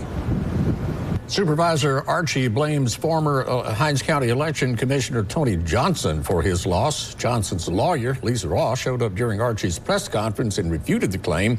She says there was no voting machine manipulation and that Johnson is innocent. You asked Supervisor Archie for specifics, and he's saying because the numbers are so different that must mean that there must be some fraud. On the other side of that coin, it could mean, without looking at the ballot, that the voters went into the polls, and this time they did not choose Supervisor Archie as they did in the past. So that's that. Now, again, this is a Democratic Party primary election between two Democrats, both black males, and one person is saying that he was cheated. He said that there was ballots being brought in, that there were thumb drives being used. There was voting machine manipulation electronically. All these things are being alleged, and you've not heard about it at all. Now, you would think the media will hop on this because of what's happening down there in Fulton County with Donald Trump. It's the exact same accusation that there were ballots being brought in, that there was electronic machine manipulation, USB drives, all the same exact things. It's like it kind of mirrors. It kind of mirrors some of the allegations that are made in Fulton County and other parts of the country, Arizona as well. But for some reason, you have not heard about it. Now, you got to ask yourself, why is that? Why is that? I want to know that. And the same question can be asked towards other elections that have been questioned where Democrats are involved and no one else. When Democrats challenge Democrats, it's not really a problem. When Democrats challenge Republicans, it's not really a problem. When Republicans challenge anyone, especially when the Republican is Donald Trump, now we got a problem. Now we see where the issue is. Now we're going to have 19 people get brought up on RICO charges. You're going to charge a priest. You're going to charge just random people, lawyers. How are you going to charge a lawyer in the RICO case where all they did was give legal advice? How are you going to charge someone for giving legal advice? Like, what's the charge? Like, doing your job? If the advice is bad legal advice, does that mean you're going to get charged criminally? Is it illegal to be a bad lawyer if that's the allegation? Okay, you're a lawyer. Your job is to give legal advice for your clients that pay you to give legal advice. And if the advice you give is what we deem to be bad or criminal, then you're going to get locked up. How can advice be criminal? Did he tell Donald Trump to go out there and delete somebody? Anyway, I digress. I'm getting triggered. But if you like what you're hearing so far, please give the video a thumbs up. Like the video, share the video, do all that good stuff. That'll help me out tremendously. And we have more. We have much more to get into. Speaking about Trump, so the RICO case is going to be on television. Now, I've said it for quite a while. When you put Donald Trump on television, when you put my man on a live stream and you're going to show the actual trial, you're talking about the OJ case all over again. Now, don't get it confused. I'm not trying to say that I'm not trying to say that it's the same as far as who's innocent and guilty. Don't get confused. Don't get lost in the small details. I'm talking about the implications of a thing being on television and live stream. I'm talking about the attention it will garner. Let's go back to the OJ trial, shall we? 1994. I remember that very well. I was about 10, 11 years old during that time. Yeah, 1994, I turned 10 years old. So I'm middle school and elementary. 96, I think, was my first year of, so 94, I had to have been like 5th grade, yeah. 1994, I was, and then 95, 96, I went to, okay. So anyway, it was a thing that everybody was watching People in my class, my classmates, fellow 10-year-olds, 11-year-olds were watching it. Parents are watching it. It was a racial thing because of, right before that, it was the LA riots. It was so much happening at this particular point in time in the U.S. When the OJ trial came about, it was a paradigm shift. It's like a bomb went off. First of all, I think that was the first reality show ever. All kind of characters were in that. Bruce Jenner, who else? Rob Kardashian, Kim Kardashian's father. The Kardashian clan started as a result of the OJ trial. You had Judge Lance Ito. You had Johnny Cochran. If it don't fit, you must have quit. OJ himself, Nicole Brown Simpson, R.I.P. There was so much in that, but the main thing was that it was on television and everybody watched it. And after that, you had reality shows. That's what sparked that whole trend, was the OJ trial. It got so much attention to the point where now OJ is a celebrity and you can't take his celebrity status away. He wound up getting locked up for something else, and we all know that him getting locked up for the Vegas thing was like revenge for the OJ trial. We know about that, but it's okay. It doesn't really matter. He went through the OJ trial, was free, went to Vegas, got locked up for that, came home, and is still a mega celebrity. A mega celebrity wherever he goes. You still gonna know OJ. Now, there's plenty of football players that are come and gone, but OJ is still here because of the trial. Innocent, guilty, it don't matter because of the publicity that he got. It was so popular, you couldn't just take him away from it. It was impossible. Same thing with Trump. Now, obviously, the cases are different. Don't get that confused. Don't get caught up in that. But the point is that this is going to be a big PR thing for Trump. Listen, anyone else in the race right now has no chance to match that level of PR. Nobody. Not Vivek, not DeSantis, not anybody. Nobody will even come close. And truthfully, the nomination has been sewn up for quite a while. There's nobody that can come close to doing what Trump has done. I think DeSantis had a small window. He had a very small window upon which to capitalize and try to come close to Trump. I think for a while, DeSantis, in my eyes and in the eyes of many others, was going to be the more palatable choice. But obviously, the campaign's not run very well. He does not have that it factor on stage. Quite frankly, Vivek has more of the it factor than DeSantis, but Vivek is a scammer, in my opinion, and DeSantis is just not strong on stage and is running a bad campaign. Either way, it doesn't even matter because nobody is coming close to Trump right now. And when the trial happens, and they say it might take place in October, when the trial happens and it's on YouTube, on television, look, they're going to have cameras set up in the courtroom, MSNBC, Fox News, CNN, C-SPAN, right in the courtroom, 24/7 coverage, same way they did OJ. It's going to be must-watch TV, nonstop TV from now until the election. So it doesn't matter if he is going to get, he won't get convicted, in my opinion, because he already got impeached twice. He got impeached one time on January 6th already, and he beat that. So they're trying to get him again on January 6th. It's like, how are you going to, if the first case against him didn't work, then how are you going to try him again and have that work? I don't really see that making any sense, but I digress. The whole point is that I don't see him getting convicted. Even if he did, it's not going to matter. He still will be able to win. And then also, let's talk opposition. Let's talk about your man, Joe Biden. This guy was a whole potato weekend at Bernie's in 2020 and 2019. So now we getting into 2023, 2024. He don't know what's going on still. He's still a potato. He's a potato that's gotten even more potato-like. He went from a baked potato to mashed potatoes. And before the start of the race, he's going to be, he's going to be toast. Put it to you that way. He's going to be toast in the oven. It ain't going to work out too well for your man, Joe Biden. His saving grace in 2020 was C-19, where he could campaign in the basement, but he can't do that now. And the thing about Trump, let's just say that we know that we know that a big motivation behind all the charges is so you won't be on the campaign trail. We know that. We know that already. But check it out. If you are going to be on television every day because of the trial, do you need to be on the campaign?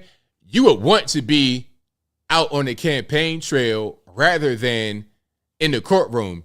You would want to be having a Trump rally in Iowa or Wisconsin or Michigan or Florida or Texas or somewhere else rather being in the courtroom in Fulton County. But you're going to be on TV regardless. You still going to get viewership regardless. And you're going to attract people that were not really into you before. And they're saying, hey, what's going on with this case? And you know what? I think putting everything on TV is going to be a good thing for transparency. So I appreciate the court for doing that, because although he shouldn't be in court to begin with, let's make that be known. He shouldn't be there, but at least they're going to put things on camera and let us all see it, except for things that could be considered under federal jurisdiction. All they can cover is things that are state related. The Ruby Freeman and the stuff with what was that? I forget my man's name. He had a bunch of B's and Z's, and y'all know what I'm talking about. Behringer, wherever his name was, you know what I'm talking about. The commissioner out there, anything with Brian Kemp, they're gonna have all that stuff be on camera and on television and YouTube.com. I can't wait. It's gonna be big. And you know what's going on? You know what's going on is that what was I gonna say? As far as the coverage, I forgot.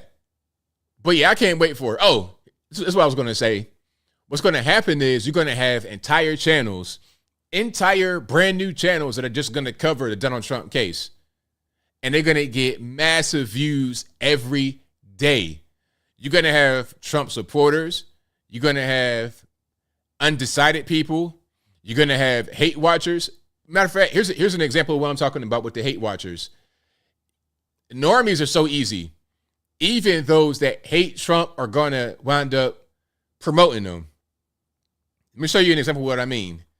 And if you like what you're hearing so far, please give the video a thumbs up. Like the video, share the video, do all that good stuff. Now, I don't know who this man is. Maybe y'all recognize him from somewhere. I have no idea who this man is, but look at this. So he has on Trump merch, although it's negative. He has on a Trump mugshot t-shirt, and under the mugshot, it says, lock him up. So, okay, sir, you are a Trump hater. You might not like Trump, but you're still wearing Trump merch. You know what you should do? Get that t-shirt image tattooed right on your forehead. Tat that right there on your forehead and let us know how much you really hate Donald Trump. Get that tattoo on your body, on your chest. You go to Planet Fitness and you're doing your little dumbbell reps, they can see how much you hate Donald Trump right there on your skin. If you're really about that hatred of Trump and you really want to see him get locked up, I challenge you, sir, to tattoo that t-shirt right on your chest, right over your heart. Get it right there. Then I'm like, okay, now we got something going on. But until then, I still thank you for wearing the merch, because look, check it out. All I'm going to see is this right here. All I'm going to see is that. I ain't going to see lock them up. All I'm going to see is you get on Trump merch. So yeah, shout out to you. Shout out to you. All right. I'm acting emotional and delusional. Why come in here and make random comments like that? I mean, people are so weird. That's that normie stuff. I mean, get a life, man. Get out of your basement. Stop eating chicken tendies and pizza rolls all day and get some sunshine. Touch grass. Touch grass, man, for real. Like, go outside, roll around in grass, man. I don't care if you got spiders and cockroaches and whatnot. Go outside. You got that same stuff inside your house anyway. You got roaches and spiders inside your house, so go outside and touch them out there rather than touching them on your walls, okay? But anyway, I digress. So I can't wait. It's gonna be great. It's gonna be a fun time for sure. But again, to be clear, to get back to center, I don't think that there should be a trial to begin with. That shouldn't be going on. But what are you gonna do? What can you do? You gotta just do it the best way you can. You gotta just deal with it. All right. And we have more here. I want to show you guys this emotional plea from a Chicago funeral home director. I may have shown it to you already. Oh, no, I haven't actually. You may have seen it already on my video, but I've not shown it during this particular live stream right now. But you got to see this. And this is really important to me because this is the kind of thing that I would get kind of shamed about before. Back in the day, I'd be on them panels with O'Shea and them. Shout out to my man O'Shea, Duke Jackson. I'd be on the panels, these woke black panels. They talking about, hey, man, you got to give back to the community. Don't leave. Don't run away from the community. It's like, look, man, the community. And ain't no more community. The community is toast. Either you want to go forward or you don't want to go forward. If you want to go forward, then come with me. If you don't want to go forward, then I can't help you. I'm not going to force you to do anything you don't want to do. It's just like dealing with a drug addict or an alcoholic. You cannot make them put that crack pipe down. If Hunter Biden wants to go to the White House and get high, get geeked up, get beamed to Scotty from the South Lawn, you cannot stop him. You can't stop him from doing it. All right. And then when the cocaine gets found, you be like, oh, I don't know where it came from. I don't know how the cocaine got in the White House in a secure area. Anyway, I'm getting triggered. Let's check out my man right here. Now, context. What happened was there was a funeral. I believe that, that he was running because he's a funeral home owner.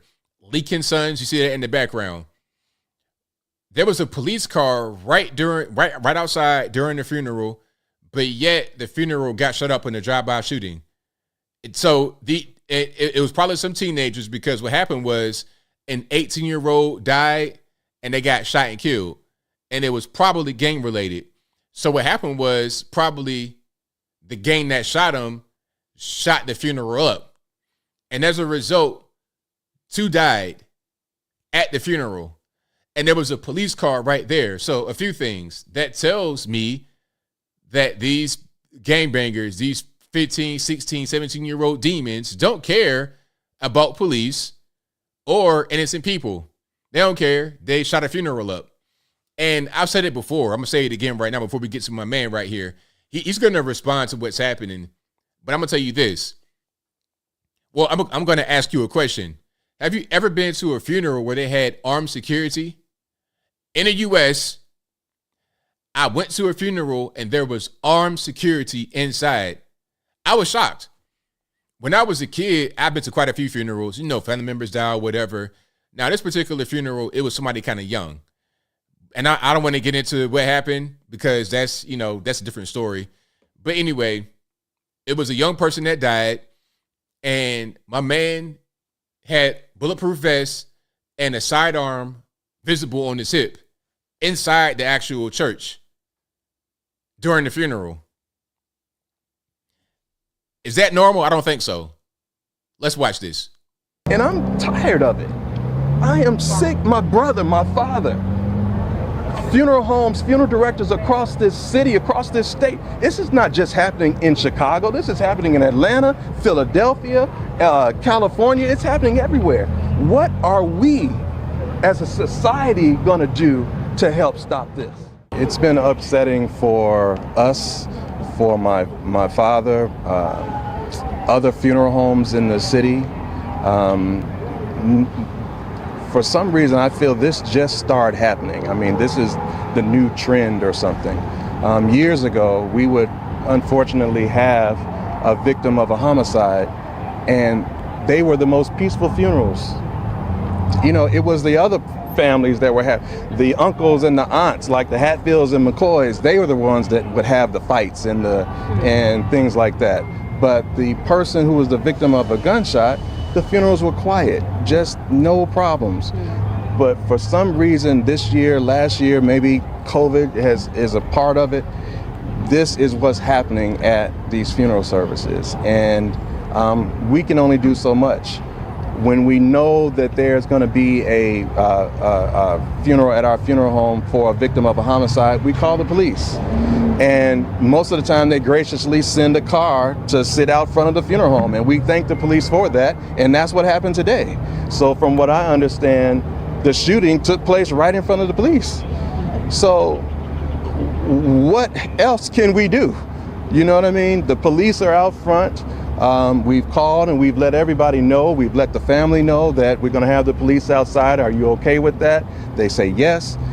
The police are outside and this happens. What else can we do? You can't do much, man, really. I mean, look, you have done your job. You're doing the right thing. You're not out here thugging and drugging and carrying on. All that you can do is really leave the area, to be totally honest. You got to leave, man. I mean, what can you really do? Very upset.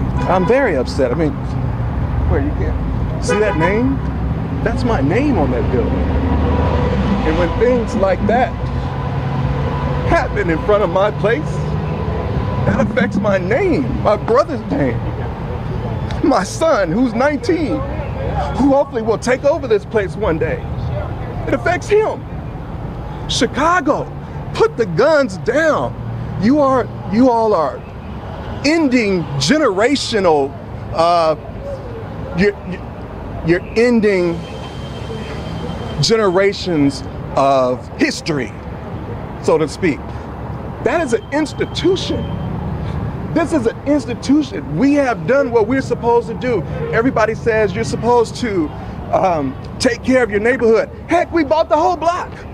We're doing what we're supposed to do. Everybody else, you need to do your part. We're doing our best.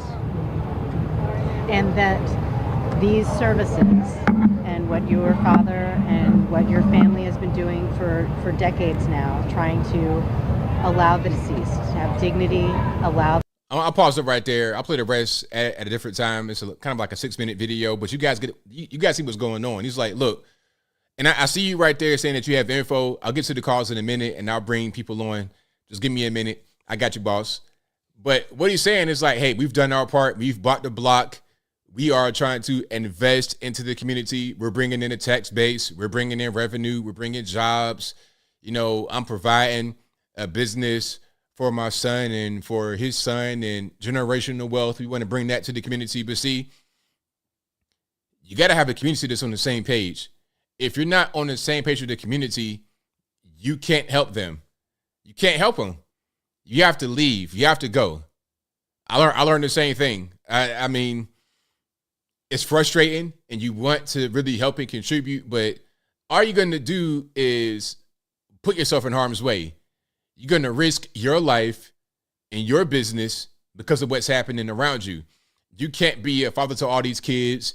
You can't break up these gangs. And at a certain point, he's like, yo, put the guns down, Chicago. But listen, I understand you want to say put the guns down, Chicago, and you want to speak to those who are out there creating, who are wreaking havoc. You want to speak to them. But check it out. If these 15-year-olds are shooting up funerals and there's a police car right outside when they do it, what makes you think they're going to listen to you when you say put the guns down? They're not listening to you at all. They are not listening. They're going to do whatever they want to do. And that's just that on that, unfortunately. Unfortunately, it is what it is. There's not much you can really do other than leave. I've said it before. The community, the quote-unquote black community, ain't no more. That's done. You're going to have two kinds of black folks. People like myself and many of you who are watching who want to go forward. And then you're going to have those that don't. And when I say want to go forward, I mean make a valiant effort to do so. You could be stuck in a bad situation, but you're going to make an effort to get out of it. You could be a crackhead, but you got to make an effort to stop being a crackhead. If there's no effort to stop smoking crack, if there's no effort to stop drinking, if there's no effort to stop shooting up your drugs, your heroin, your fentanyl, or whatever, then you're never going to stop. There's got to be an effort to go forward, and you got to make it a consistent effort, not just, okay, yeah, I want to do better, and then when you do better, you revert back to your old ways. It's got to be a consistent, everyday effort to do better. every day. You can never stop. Because when you do stop, it's it. It's over with. So nah, man, you gotta go in and leave, man. Them 15-year-olds talking to you right there. If you're 15 years old shooting the funeral up, you're gonna be the next one in the funeral home. That same 15-year-old that shot the funeral home up will be right in that funeral home dead 2 weeks later. If they could go to jail if they're lucky. That'd be a good thing if they get locked up. Maybe they won't die in the street from a gunshot. They might get stabbed up in jail and die, but there's less of a chance of them getting killed in jail than it is on the street, in my humble opinion. But hey, it is what it is. If you like what you're hearing so far, please give the video a thumbs up, like the video, share the video, do all that good stuff. My man right here has a heart of gold. I can feel it, but you cannot help those that don't want to get helped. All you can do is save yourself, save your family. Understand this. If you stay right there in that community, you're going to have these kind of things happen. What are you going to do? I'm not sure. A drive-by shooting with the police car outside? Okay, so the police have a presence. They're there. And the teenagers still drove by and shot it up. What can you really do to stop that? Nothing. You got to leave. That's just it, man. I wish it wasn't that way. I wish that you could save the community. I wish that you could just go on television and give a passionate plea like that and have it make a difference, but it's not. All you're going to do is express yourself, and when you watch it back, my man, you got to just think, okay, I got to do something else because what I'm doing right now is not going to work. So that's that. Yeah, man, it's a crab in the bucket type situation, and I had to learn the hard way myself. After many years of trying, I can't. And one thing, some people, I did an interview on YouTube recently. Shout out to Shed Charday. And if I'm butchering your name, I'm sorry. But somebody in the chat, because it was a live like this. We're interviewing live. No pre-recorded, nonsense, edited, and all of that. Somebody in the chat was they said, well, you didn't do a good job convincing me to become conservative. I'm like, I'm not trying to convince anybody. I don't try to convince anyone to do anything. I'm just here to give the information in the easy to understand and way. That's it. That's all I'm here for. I'm not here to convince you of anything. Now, if you heard me and as a result of listening to me, you were changed, then that's fantastic. I love it. I love that. But I'm not making an effort to change people because that doesn't work. Listen, you can only hear what I say and become different if you want to change. I didn't change you. You changed you. You just used me as a tool to help you get to your goal. But I didn't convince you of anything. You convinced yourself, and you just saw something in me that you could relate to, something that made sense. You heard what I said, and you were able to click with it because your mind was already in a position to be changed. You see what I'm saying? It's like if you are, again, going back to the thing about drugs, if you are on drugs and you become clean, nobody made you do it. You did it. You did it. You had people around you that could help, that could assist you in your goal of doing it. So that's how I look at it. That's how I look at it. So shout out to you guys. You guys are the best audience anywhere on these internets. If you like what you're hearing so far, please give the video a thumbs up. Like the video, share the video, do all that good stuff. And yeah, that's right, Butthead. Speaking straight from the heart. Straight from the heart. Because I've been dealing with it for a long time. For years. Before YouTube came along. But I mean, like this is a really deep thing that I've dealt with just since I've been like in my early 20s, even teenage years, dealing with people that's trying to change, people that's on drugs, family members, friends, everything, and then going into being in business and then going on to YouTube. It's always been the consistent pattern where people need to change and don't want to, where I want to change and don't want to, where I should change, but I don't want to change. Like when I was a liberal person, nobody could have convinced me to change. It was only when I was like, you know what? Something's kind of weird here. I don't like what's going on with Barack Obama. Like 2011, I was like, man, something's kind of strange. Then I went on a journey, and I was able to find certain people and certain pieces of information that helped me on my journey. All right. But if you like what you're hearing so far, please give the video a thumbs up.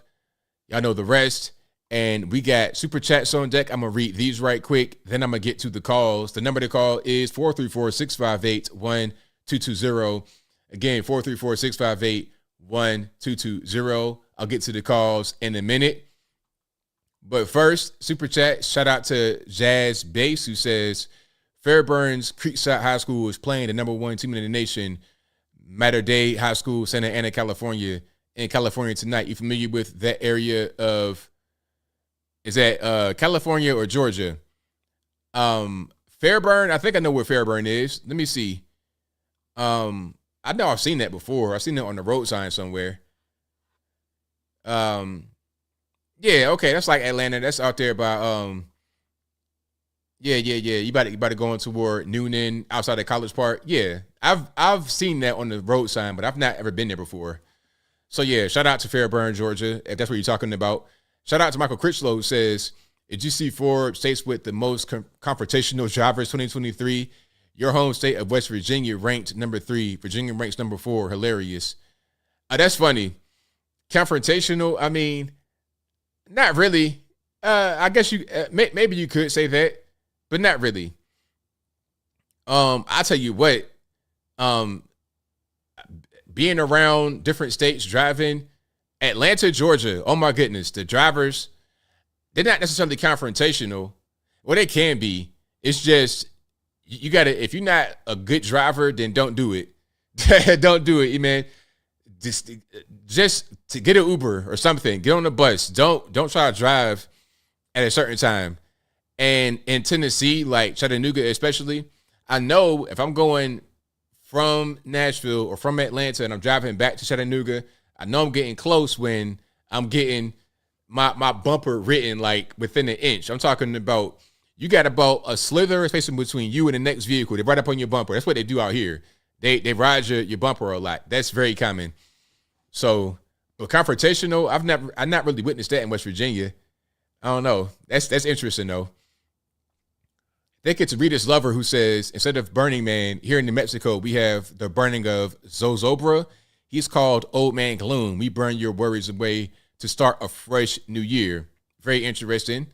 Never heard of it, but very interesting. Shout out to Z who says they track them with the iPhones they hand out. Thank you to Obama's History Project for becoming an ABL supporter. Appreciate you for that. Thank you to Bino, who says, oh, you gifted a few memberships. Thank you for that. I appreciate you.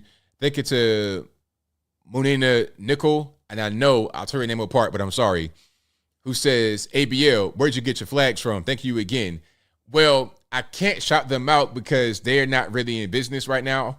So I got to get a new supplier. But yeah, unfortunately, I don't have that right now, but hopefully I can get a new supplier pretty soon. Thank you to Jazz Base, who says, I don't like LA. I live in San Diego, but 2022 stats, Los Angeles, 60 violent crimes per 1,000. In Chattanooga, 74 to 1,000. Memphis is worse. Okay, hold on. Let me read this. 2022 stats, LA, 60 violent crimes per 1,000.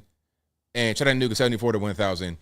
I mean, those stats are meaningless because Chattanooga, like, I heard the same thing before I got here that it was so violent and the high crime rate. It's not. I don't know where. I think in Chattanooga, the thing is, you have certain neighborhoods where there's crime and violence. But first of all, we're a small city.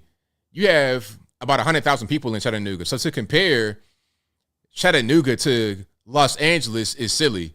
Okay, now, Los Angeles, what's the population of LA, the city? Not the county, but the city population. Let's look it up right quick. I know the county is crazy. So, look, LA has 3.84 million people in the city of Los Angeles. 3.84 million. Chattanooga, 100,000. So, that's kind of ridiculous to compare it. I think that a place like Compton might have as many people in that neighborhood as Chattanooga. Matter of fact, hold on. Yeah, it does. Compton, 93,597. Now look at Chattanooga. Okay, Chattanooga, 182,000. So you put two Comptons together, you got Chattanooga.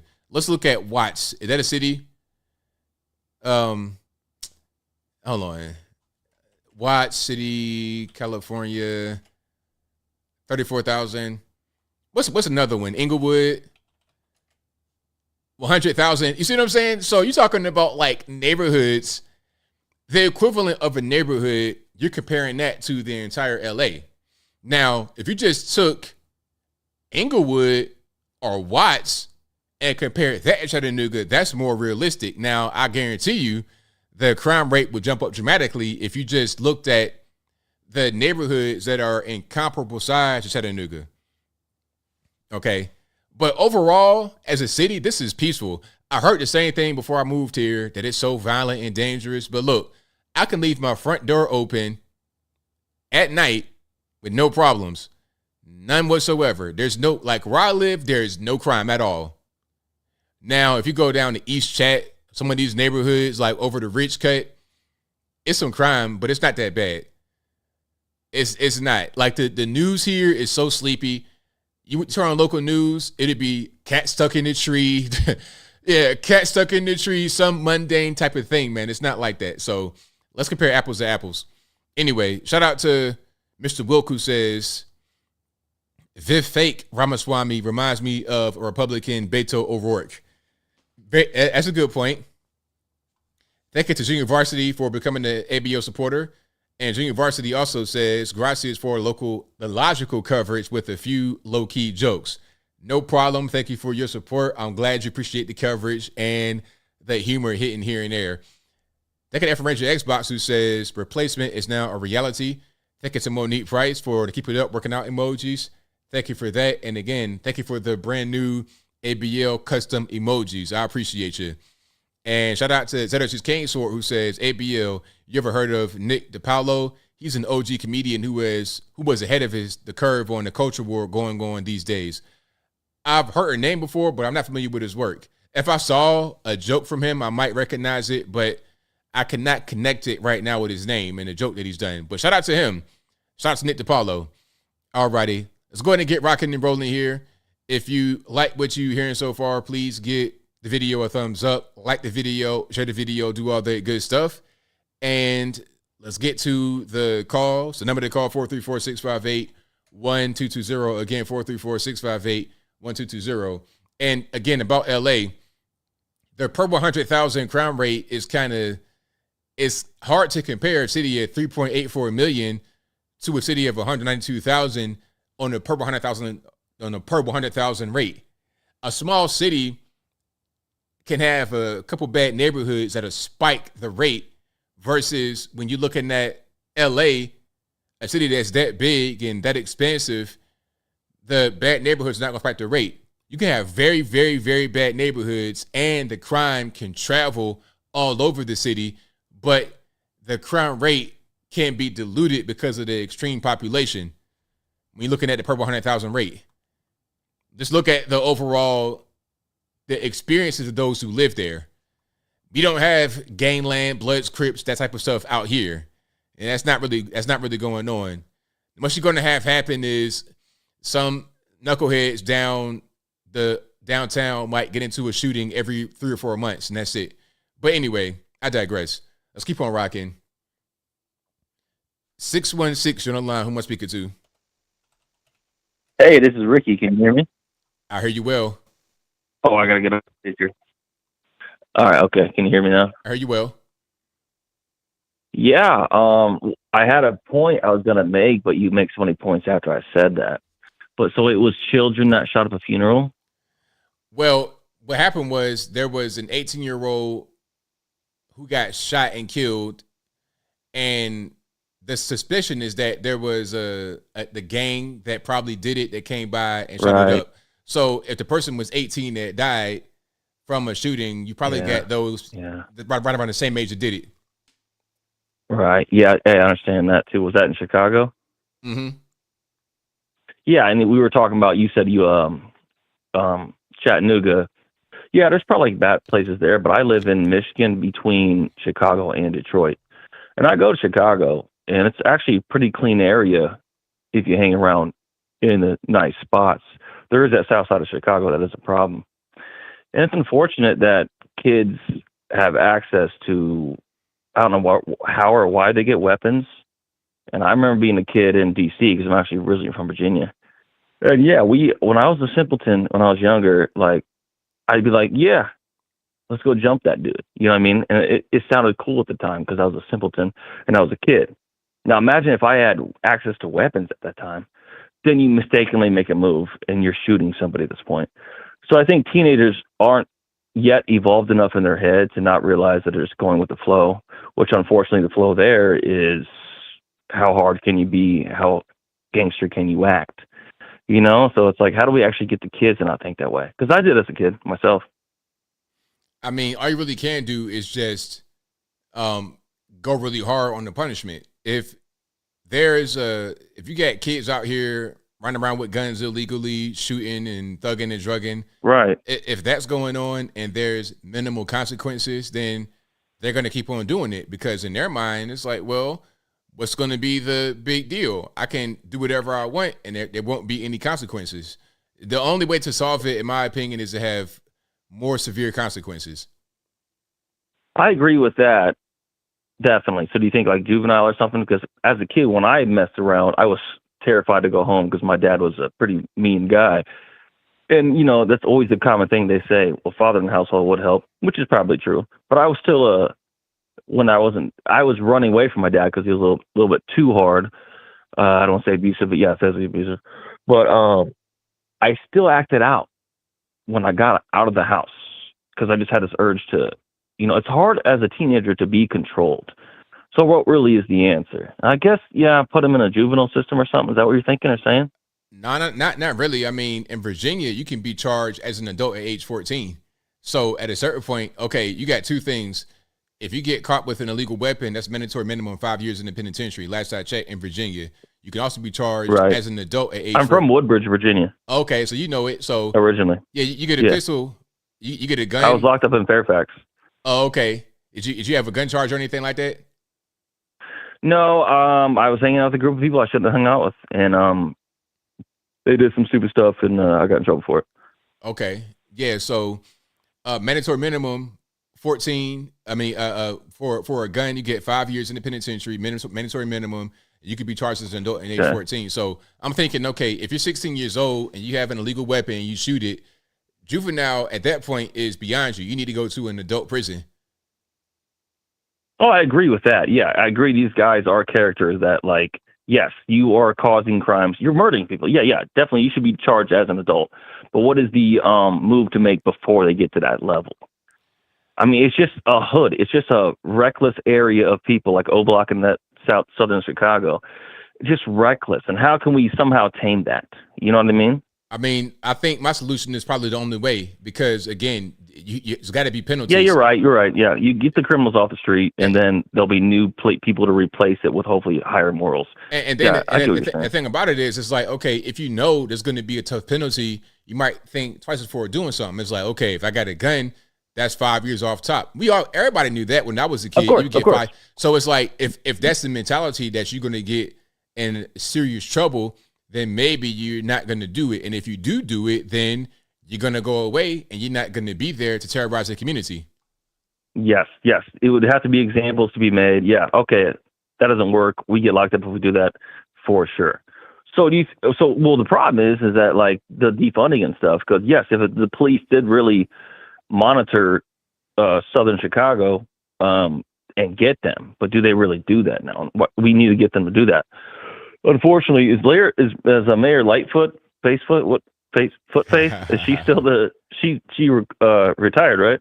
Well, she did not win, so she lost the race, and it's a new guy. Yeah, it's a new guy who's worse than her. Brandon, I think his name is Brandon Johnson. God.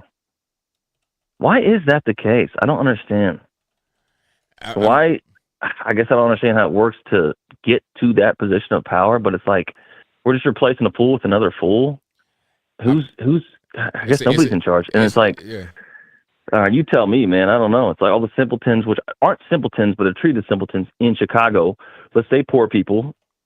I know it's not the right nomenclature, but let's say the poorer people need someone to look up to. Why are they looking up to these fools? I don't understand it. I can't really tell you. I don't have all the answers. Yeah. I will say about your Chattanooga thing, I will drive to Chicago. It's got a clean area. It's pretty nice. You go to Detroit, dude, it's destroyed. It's bad. I go there for the Lions games. There's nothing clean over there. Yeah, it's scary. Terrible.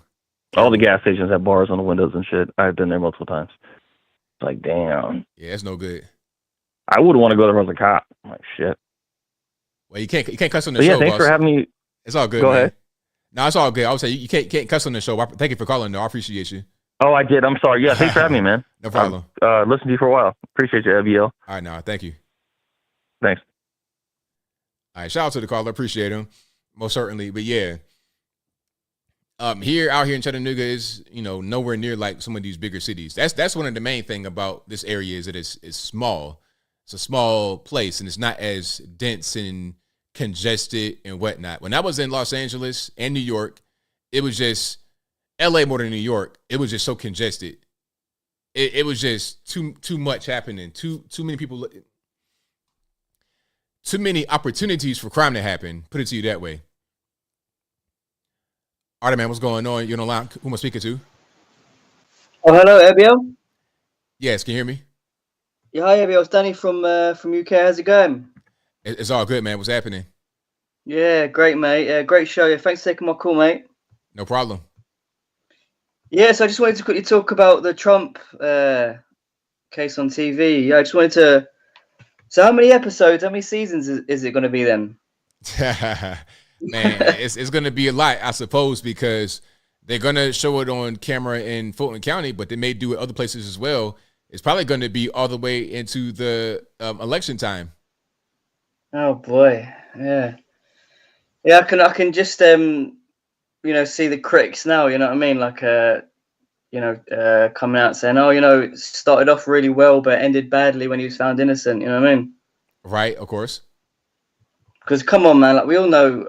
I mean, when you look at the track record of everything, since the 2016, everything they've done to Trump, it's like if he was a gambling man, I mean, if you was to put a bet on it, whether he's going to be found innocent or guilty or whatever, I mean, we all know you'd put your money on being found innocent, right?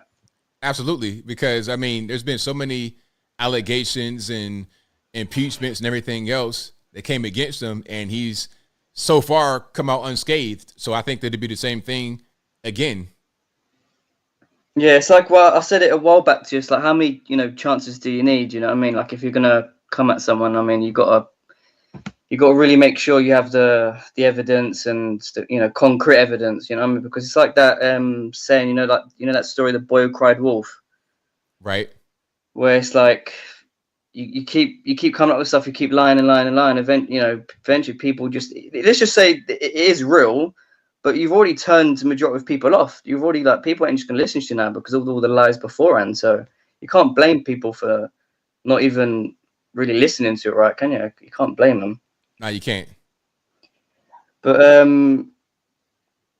yeah. So I mean, that's pretty much what I say to that one. I mean, I think I just hope.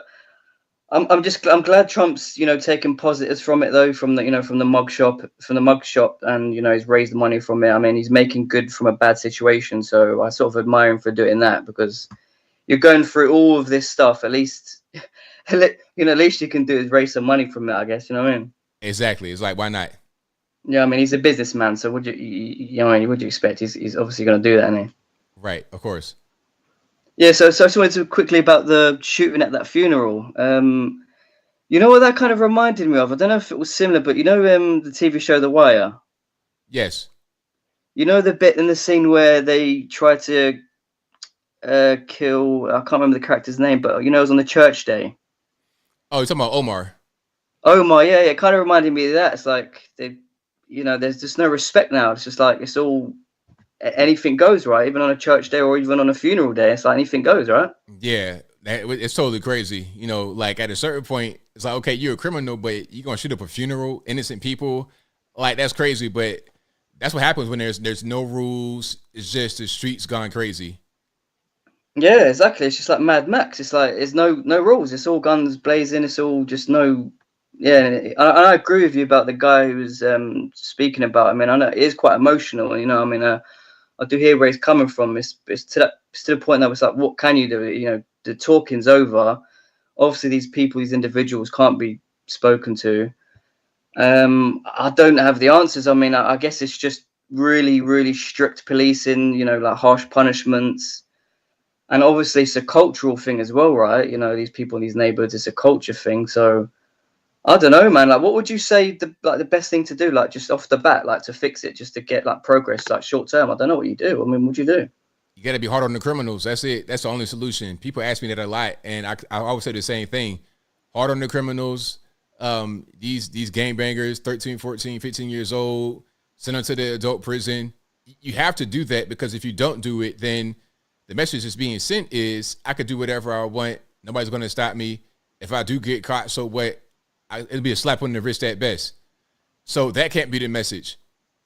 Yeah, you know what? I 100% agree with you, man. It's all this sort of like just always, it's like either do extreme or nothing at all. Yeah, because they always seem to be tiptoeing around these things, like just always in the middle of everything. It's like either go extreme and do something about it, or I guess people are just going to have to flee the states, right, to other states. I don't know. I mean, right on. Yeah.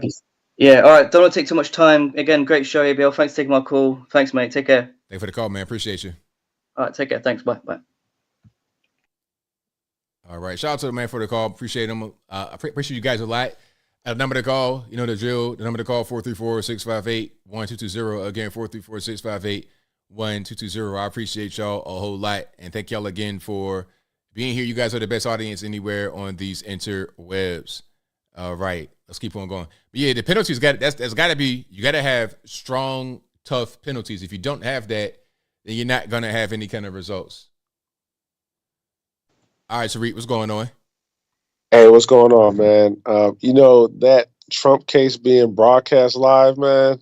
You know it's insane, man. This is like election interference, man. You know, they got this man's case starting before Super Tuesday, man. They're literally trying to stop this man from running. And what I don't like is, like, if this was a Democrat and Trump was doing Biden like this, you would see Democrats making all types of noises about this, trying to pass laws. You'll see commercials about this, but you know, this is happening to Trump, and I'm not seeing much of the Republican Party pushing against this.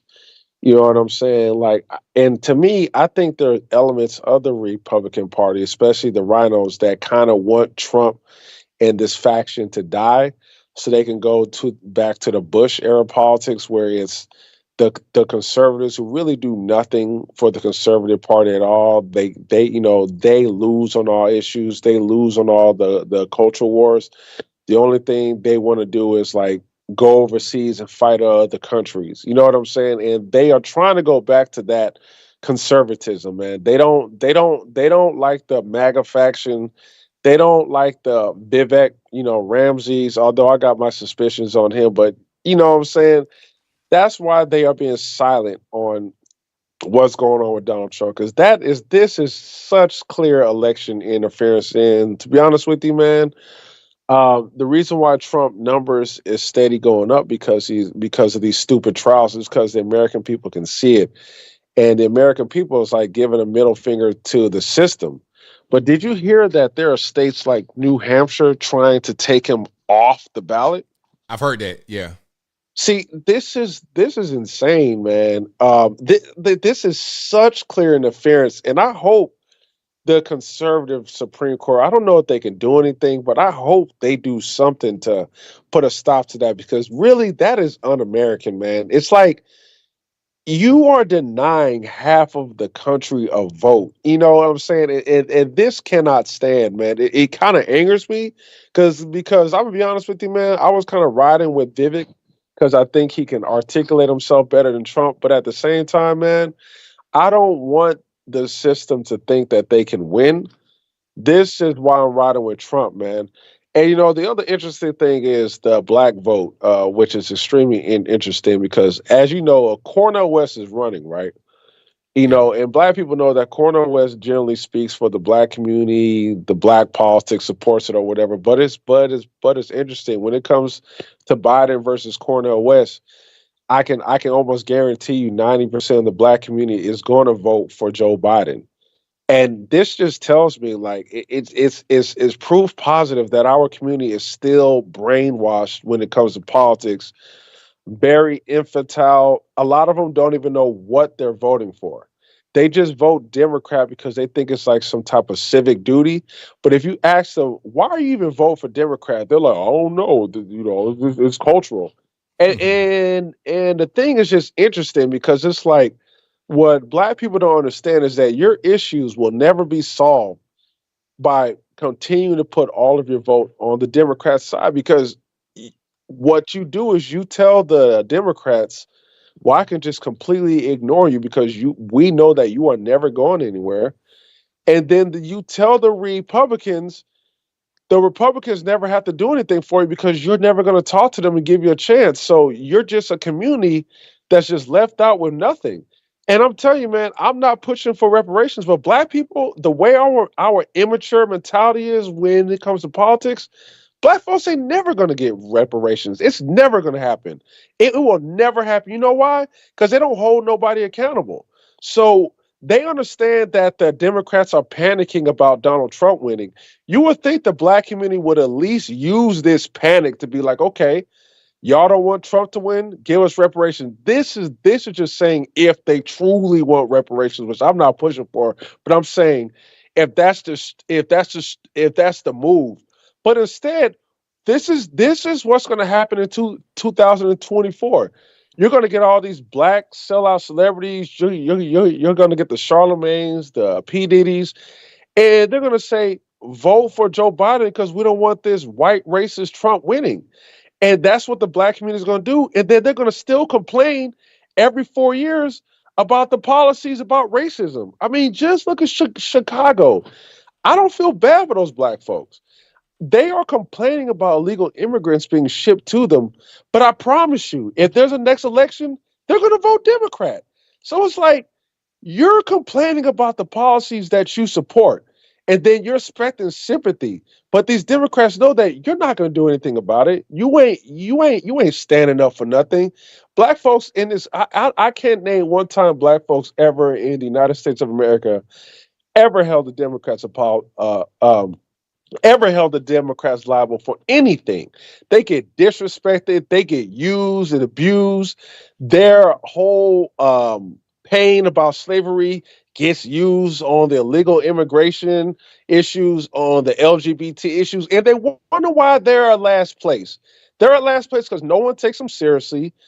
The Democrats know that they're going to pander to them. You can talk about fried chicken with them, watermelon, dancing, and the black community is just going to continue to vote, man. So at this point, man, I honestly don't care about what happens to us anymore until the black community gets it. But back to what I was saying with Trump, man.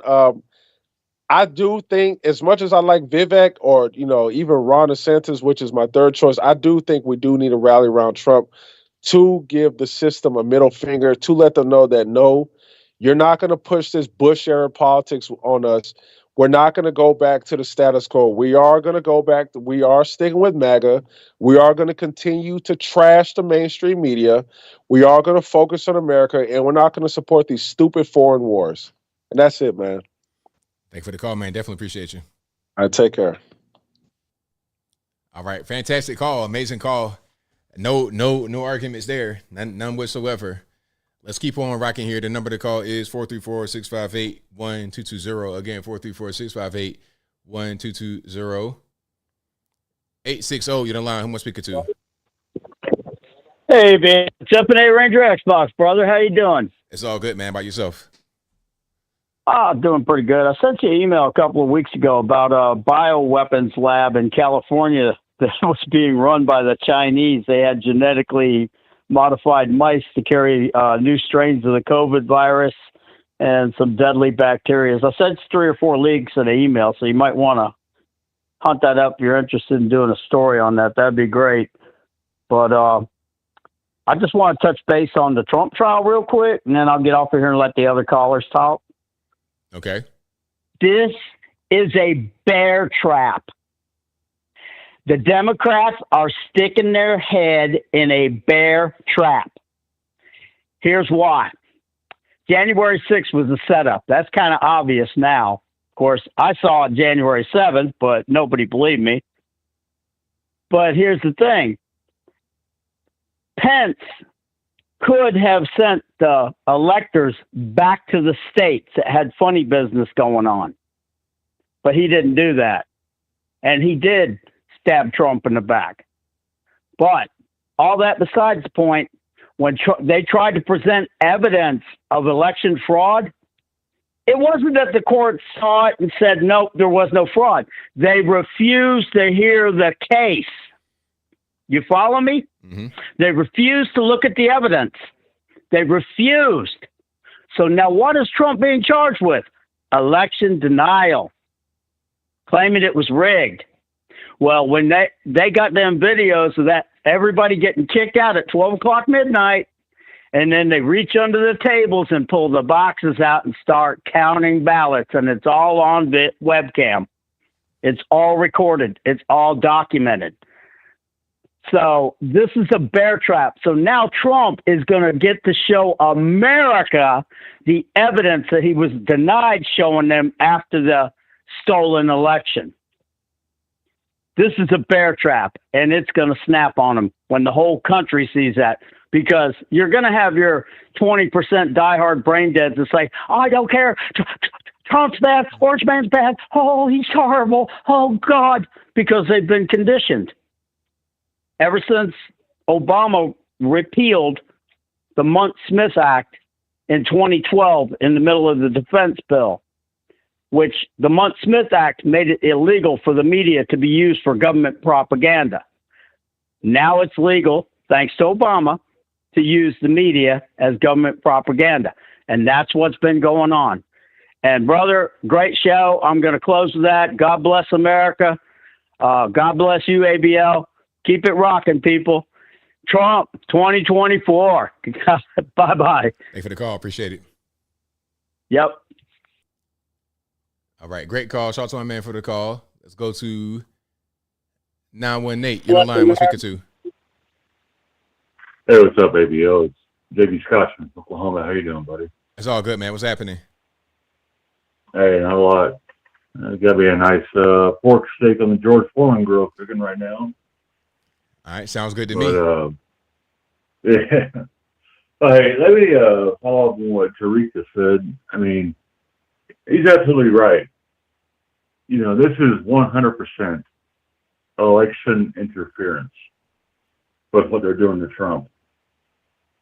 And, you know, honestly, I'm kind of worried, dude, because ever since he came down those escalators and announced he was running for president back in 2015, there's been nonstop attack.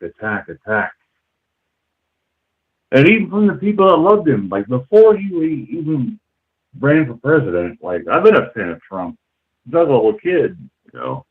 He was huge. He was everywhere. He was in commercials. He was in sitcoms. You know, The Apprentice. I mean, he's raised millions and millions of dollars for charities through The Apprentice. I mean, so many good things. And then when he ran for president, it's like, whoa, we can't have this guy in there because he said he's going to drain the swamp. And that's what scared all of them so much when he said, going to drain the swamp. And that's when the swamp came after him. And I don't know, dude. I mean, I just hope. I know he's putting up a hell of a fight. He really is. He really is fighting for us. So now we got all these stupid trials coming up, and yeah, they're just doing whatever they can to keep him out of the election. You know, it's not going to work though. But either way, he's got more support than ever before right now. Because I think people are finally, even people that were never Trumpers, like in 2016, are seeing maybe he wasn't that bad at all, actually. Yeah, people are starting to kind of realize what's going on. They're starting to see, what's really happening. That like the wolves starting to be removed. Now, I hope that kind of process is something that lasts and it's not just what we're seeing right now. Hopefully, it's a real thing that has some teeth. Exactly. Yeah. I hope it lasts. Yeah, and I hope people stick to their guns, and I don't know. But yeah, at this point, yeah, the whole thing this is total election interference. Everything they accused him of doing, which was totally false, the Democrats do it themselves. I mean, that's pretty much the way it goes. Right on. But yeah, either way, man, yeah. Like I said, I hope 2024 is a better year. I don't know, man. I mean, the Dems are already bringing back COVID. They're already plotting that out to do with some more, mail-in ballots. But I don't know. We'll see what happens, man. We'll see what happens. And I love you, dude. Love everybody in the chat and all the callers, and I'll sit back and listen to the rest of the show. Thank you for the call, man. Definitely appreciate it. All right, later, dude. All right, shout out to my man for the call. Most certainly appreciate him. And let's keep on rocking here. Let's go to 440. You're on the line. Who am I speaking to? Hey, how's it going? It's all good. We got a lot of noise in the background. Hey, can you hear me now? I hear you now. Yeah. Hey, how's it going? A long time no talk. So a few things. I couldn't help but hear that thing with the funeral in Chicago, which what strikes me the most is that a 15-year-old kid can get a gun in the most gun-restrictive city in the whole United States. That's what's like unbelievable to me. Like any sovereign citizen, law-abiding citizen cannot get a gun. You cannot have a gun in Chicago, but a 15-year-old kid can have a gun in Chicago. Could you imagine that? That's pretty interesting how that works. So obviously the gun laws are not working for the criminals. Maybe for law-abiding citizens, not the criminals. Yeah, the thing is, drugs are bad too. Maybe we should ban those too. Oh, wait, never mind. See where I'm going with that?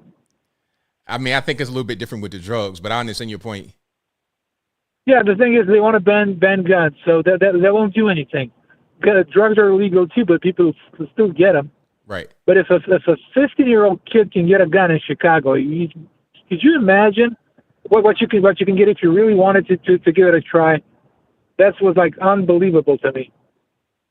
And now the mayor of Chicago, I think, wants to sue Kia for the carjackings.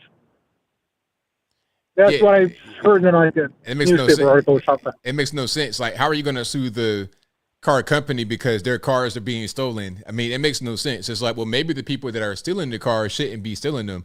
I mean, that's silly. It's like that's like suing key manufacturers because if someone leaves the keys in the ignition, then the car can be taken. It makes no sense. Exactly. There was one other thing I wanted to touch upon, but I forgot. But anywho, well, thanks for your time and have a great evening. Thank you for the call. Definitely appreciate you. Thanks. Bye. All right. Shout out to the caller. Most certainly appreciate them. And shout out to you guys as well. You guys are the best audience anywhere on these internets. If you like what you're hearing so far, please give the video a thumbs up. If you've not done so already, like the video, share the video, do all that good stuff. That'll help me out tremendously. All righty. 817, you're on the line. Who am I speaking to? This is Lisa. All righty, what's going on?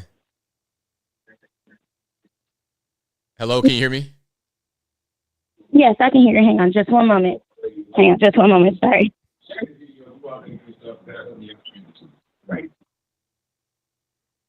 All right, we good? Okay, are you there? I'm here. Yes, I'm good. Sorry about that. Yes, because I wanted to talk to you about, like how you mentioned about Mitch McConnell, how he froze up. Like, that was like, I feel like So I had to run again. Then so I get out of breath and I start talking fast.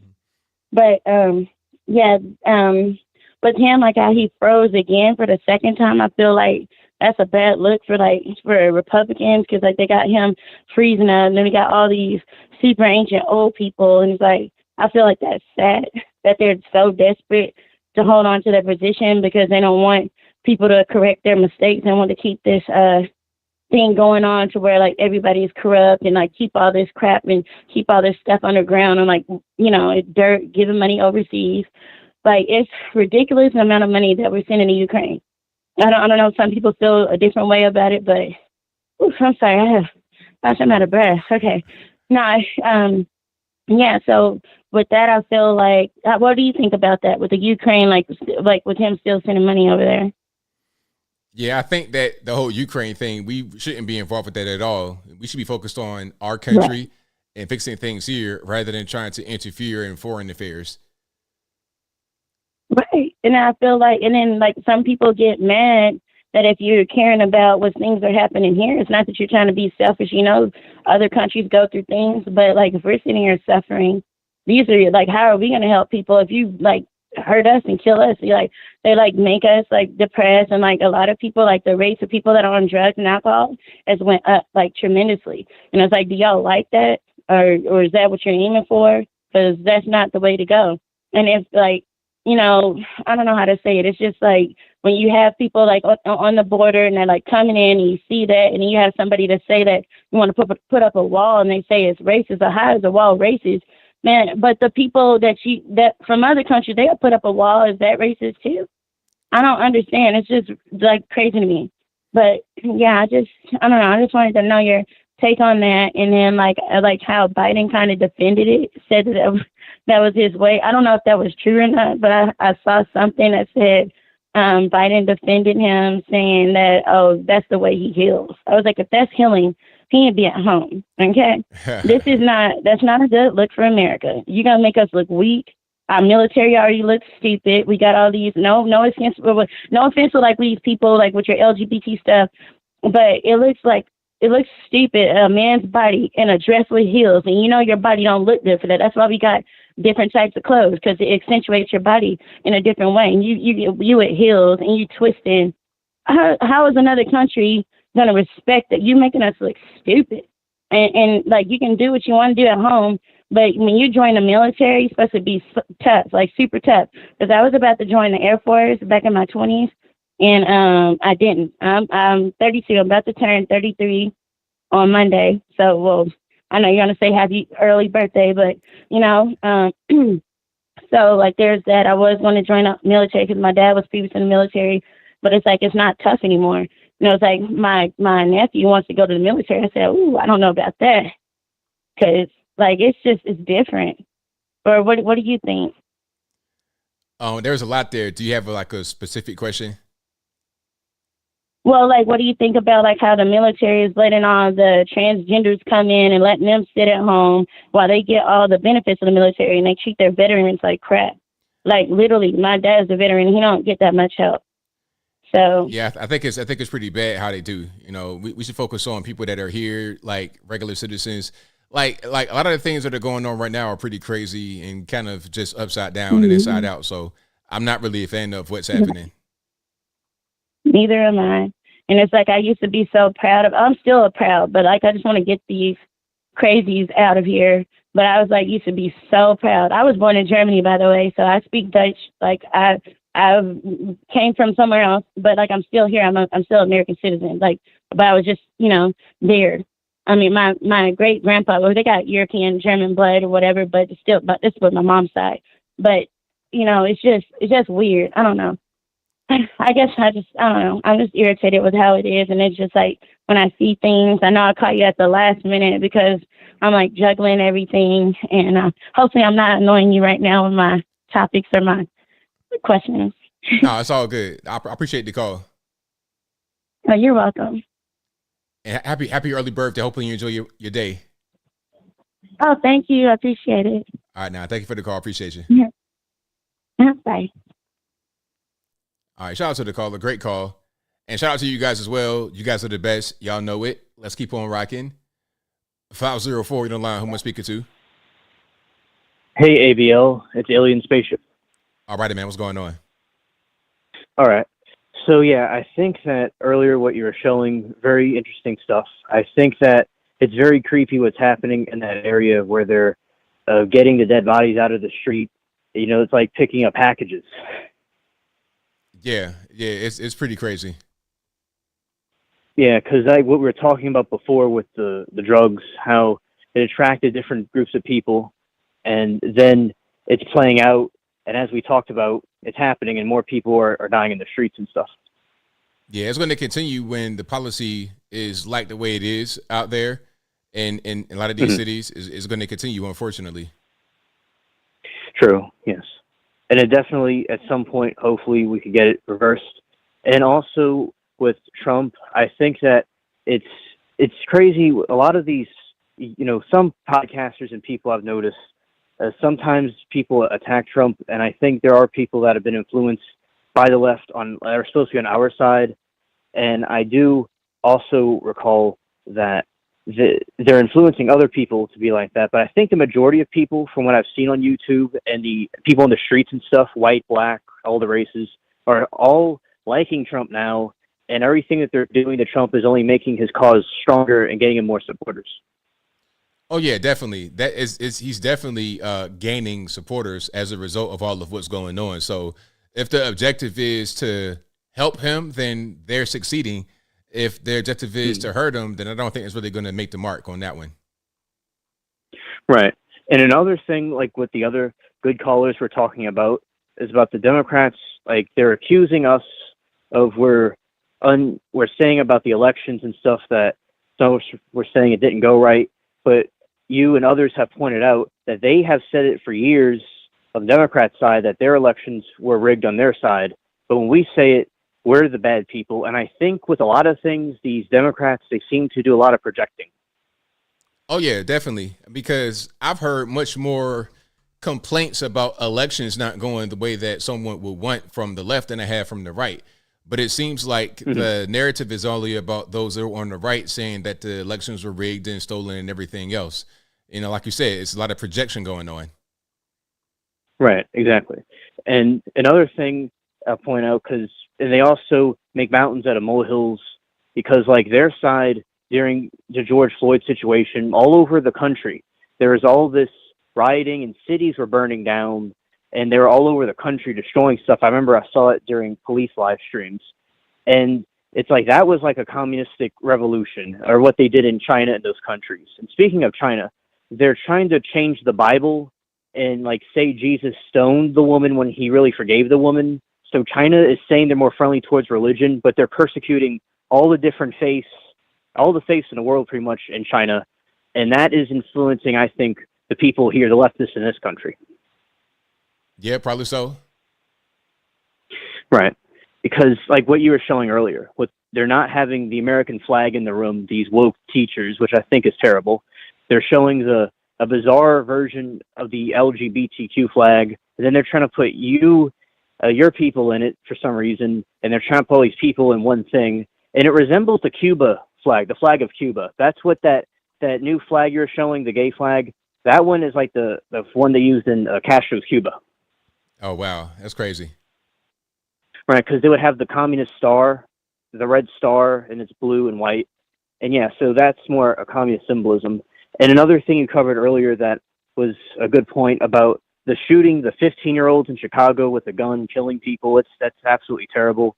And, it's a lot of crime in the big cities, and it's good for people to try to help. But at some point, like what Jesus said, to not cast your pearls before swine. And if people can save themselves, that would be the best. Oh, definitely. Absolutely. Right. And also, yeah, with Oprah, there's a lot of people in Hawaii that are trying to buy out land and stuff from the people there and lost everything. And that's very shady. And that is something that is going on with the space laser thing. It could have been like the hurricane going through there and it was very dry there, and some transformer blew up. That's what I have heard from the people there. And also, but they took that opportunity to go and buy up a lot of land there. So that's very shady. Yeah, of course, but there's always people that want to take advantage of a tragedy for their own personal gain. Mm-hmm. Oh, yeah, exactly. And that's all I have to say for this call. Thank you for taking my call. Thanks for the call, man. Definitely appreciate it. Okay, bye. All right, shout out to man for the call. Great call. And shout out to you guys for being here. Let's keep on rocking. 912, you're on the line. Who am I speaking to? What's going on, ABL? It's your favorite content creator, Joel Davis Media Network, man. How you doing, brother? Everything's all good, man. What's going on? Nothing, man. Just wanted to comment on a couple of things. First things first, about the subject that you had tonight about the violence going on in Chicago, and seeing that gentleman talk about how he has put his generations of family has put in work to try to be of service, not only to the community, but also to create generational wealth, because that's been like the topic for all these pro-black woke people. They always sort of screaming out generational wealth. Well, it's hard to create generational wealth in a environment where you got people that look like me and you, that the only thing they want to do is cause mayhem and destruction, because in their mind, that's the only way they feel like they could get ahead in life. It's despicable that this man has to get on national TV, local TV that goes nationwide, to basically beg people, hey, put the guns down, because what you're doing is stopping me from being able to be successful in providing you a service, especially when it comes to your loved ones. Because who in the world wants to be ducking and diving or dodging bullets in a time where you're mourning the loss of someone that's already went through violence anyway? Right. And like I had said in the chat, I mean, there's, oh, sorry for the dog in the background, that there's no hope for the community. There's no hope for them at all. Yeah, I mean, like I was saying, people that want to go forward, they're going to go forward. And those that don't. And there's nothing I could do about those that don't want to go forward. Yeah, I mean, because there's no hope, because, like you said, they don't want to go forward, because the reason why is because we're too busy stuck in the past. And a lot of times we want so many handouts that it is disturbing. I mean, I've never seen a generation where we got people that the first thing they want to do is try to figure out, well, how can I get a handout today? How can I become the victim of the year?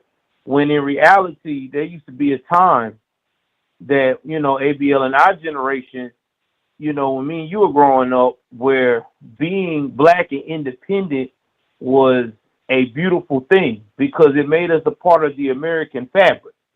But unfortunately, the Wokians and all of this whole crazy communist teachings has made us forget about what the whole actual goal was to be an American, especially as a black American. So until we get back to those roots, we are going to continue to have issues.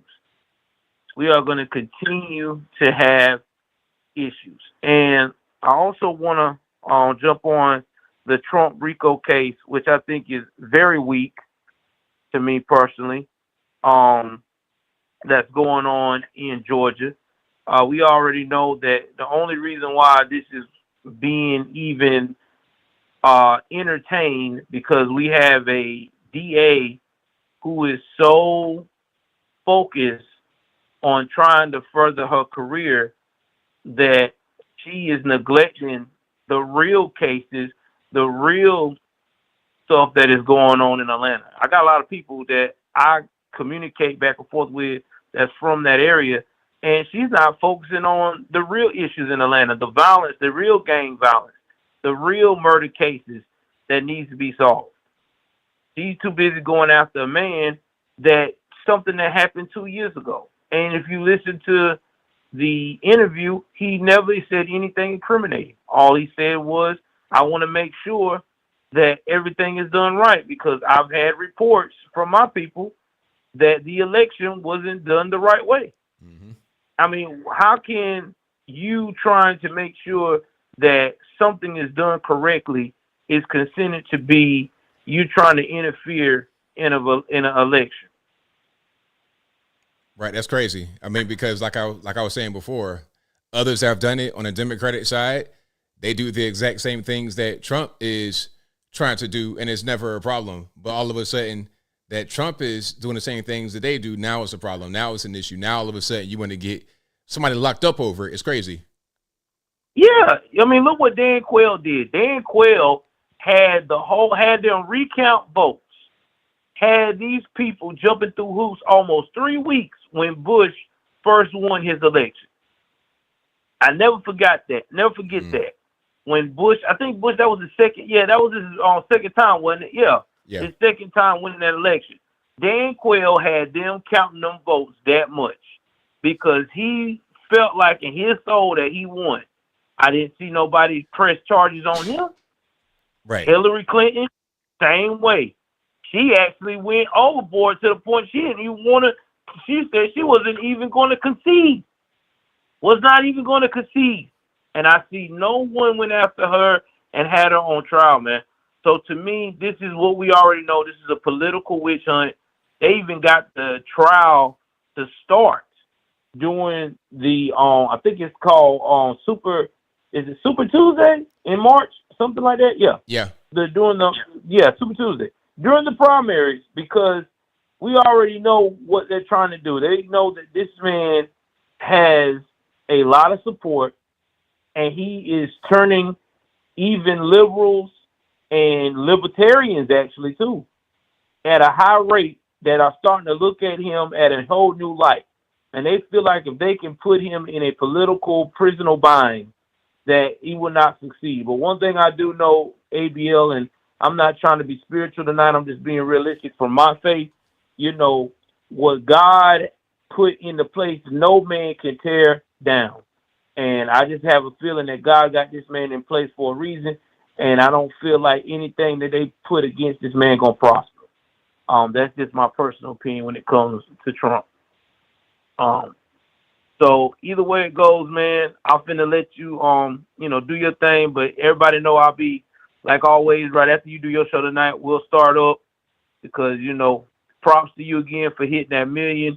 ABL, hopefully soon, ABL, you could be running not only just on YouTube with the million. Hopefully you'll be doing the same thing on Rumble and all these other major up-and-coming social media networks, man, because we need you. We need that voice, ABL. You the future, brother. Right on, man. Thank you for your call. Definitely appreciate you.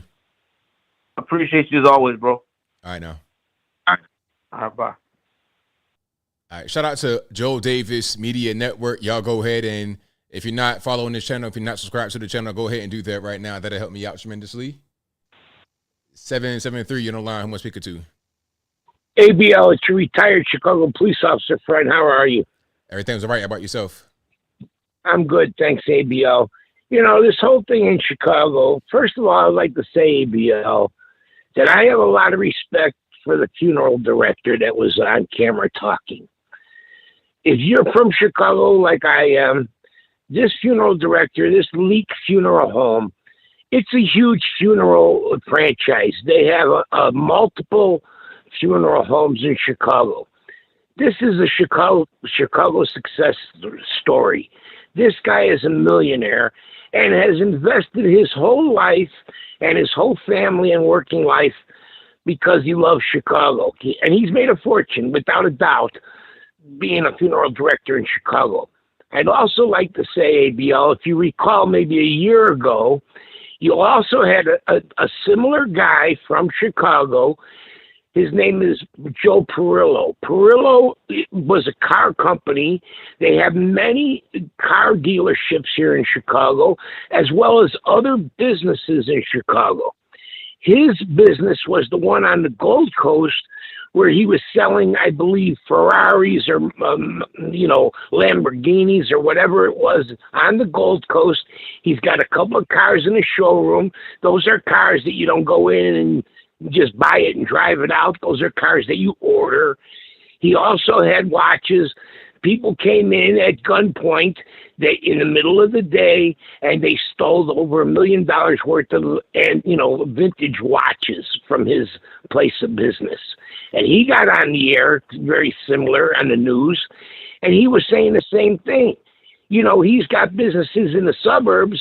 He wants to almost give up on Chicago. This is another family, the Perillo family, who made a fortune here in Chicago. These people are invested in Chicago. They love this city that made them millions and made their family wealthy, and they're beside themselves. These are millionaires that don't have to stay here for their livelihood if they don't want to. They don't have to. They've made their fortune and they can move elsewhere, but they love the city that made them a fortune. And here's the thing that they're saying. This is why I love when these pillars of our community in Chicago stand up and say, what is going on with this community? This is ridiculous. It goes beyond their business and beyond the incident that happened. He was talking about things in the city that went beyond this one incident of the shooting by his funeral home. And the same thing with the other guy, the other business owner.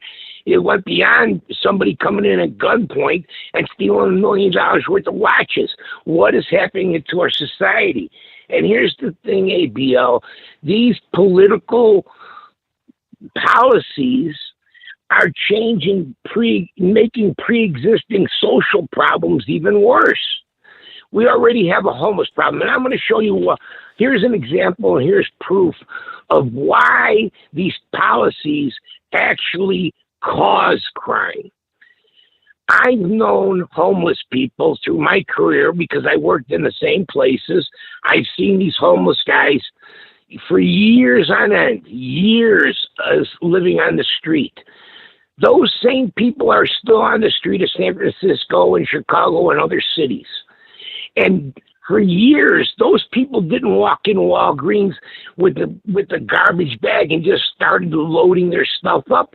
This is a new phenomena that these people, they didn't engage in that behavior.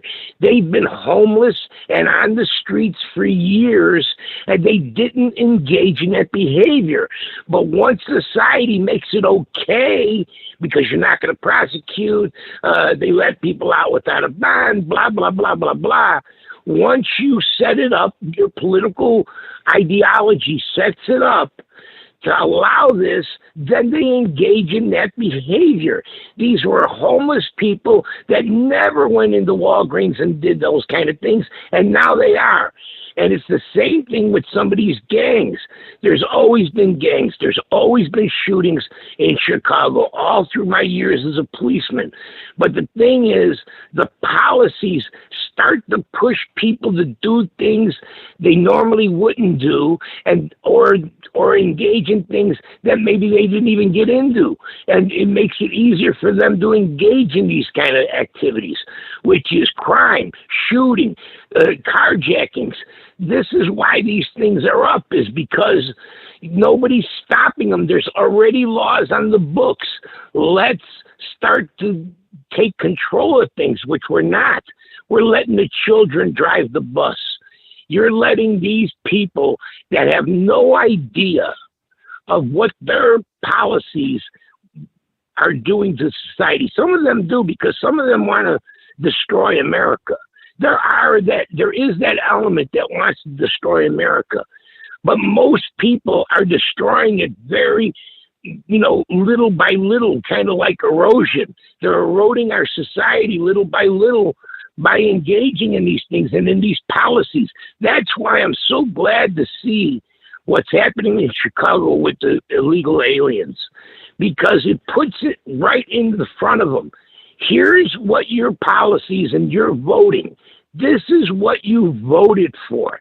This is the result of their ideology. It's the result of their ideas and how they implement them. It doesn't work. It makes society more dangerous.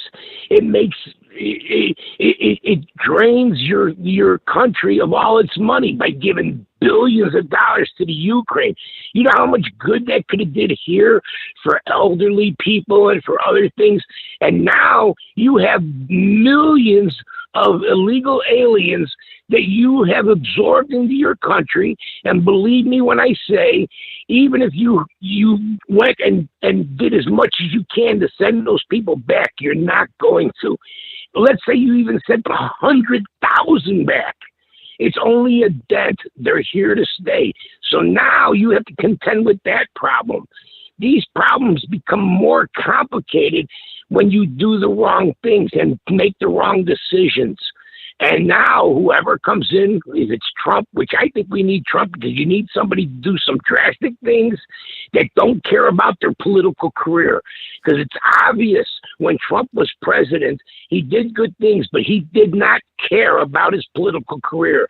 Because someone who cares about the political career would not be tweeting the things he tweeted. It's because he's not part of it. I'm a businessman. I made billions of dollars, and my ego is enough that I want to be president, and here's how we're going to run things, and this is how we're going to do it, and that's my decision. Hopefully it's not wrong, but that's it. That's the kind of person you need in the White House. If you have somebody in the White House that doesn't take a stance like that, they'll just be worried about the political career and bounce along as usual. That's what will happen. They'll bounce around as usual and just do their politics as usual. That's my 2 cents, ABL. Thanks for taking my call, and I'll talk to you later. Thank you for the call. Definitely appreciate it. Thank you. All right, great call, and that will be a wrap for me tonight. Thank y'all again for being here. Time done flew. Time flies by when you're having fun, but thank y'all again for being here. Definitely appreciate y'all. I'll be back live again on Wednesday, but I'm here every day throughout the week putting out pre-recorded content right here on the channel. So if you're not subscribed, please go ahead and do so. And I thank y'all in advance for that. And again, this is a audio podcast as well. It'll be available on your favorite audio streaming platform, whether that be Google Play, Spotify, Apple iTunes, etc. Link for that will be in the description box, or just go to your favorite audio streaming platform and search ABL Live. I should pop right on up. Alrighty. And we got super chats, I think. Did we get everybody? I think I read all the super chats already, but thank y'all again for supporting. I'll be back live again on Wednesday, of course, and that'll be a wrap. And again, we got new emojis in the right there underneath your name. You see the little reaction or emoji button underneath your name in the chat. You could click those. We got some new emojis for you guys, so I appreciate y'all for joining. Y'all enjoy those, and I need some new merch as well. I think I'm gonna put some of that out with some of the new emojis in mind. But that'll be a wrap for me. So until next time. Oh, and I almost forgot. Shout out to everybody that's been watching, retweeting. I'm a little tired. Retweeting, super chatting, and shout out to all the mods for keeping the trolls in check. I really appreciate y'all. But on that note, until next time, y'all be safe. I'm out, and peace.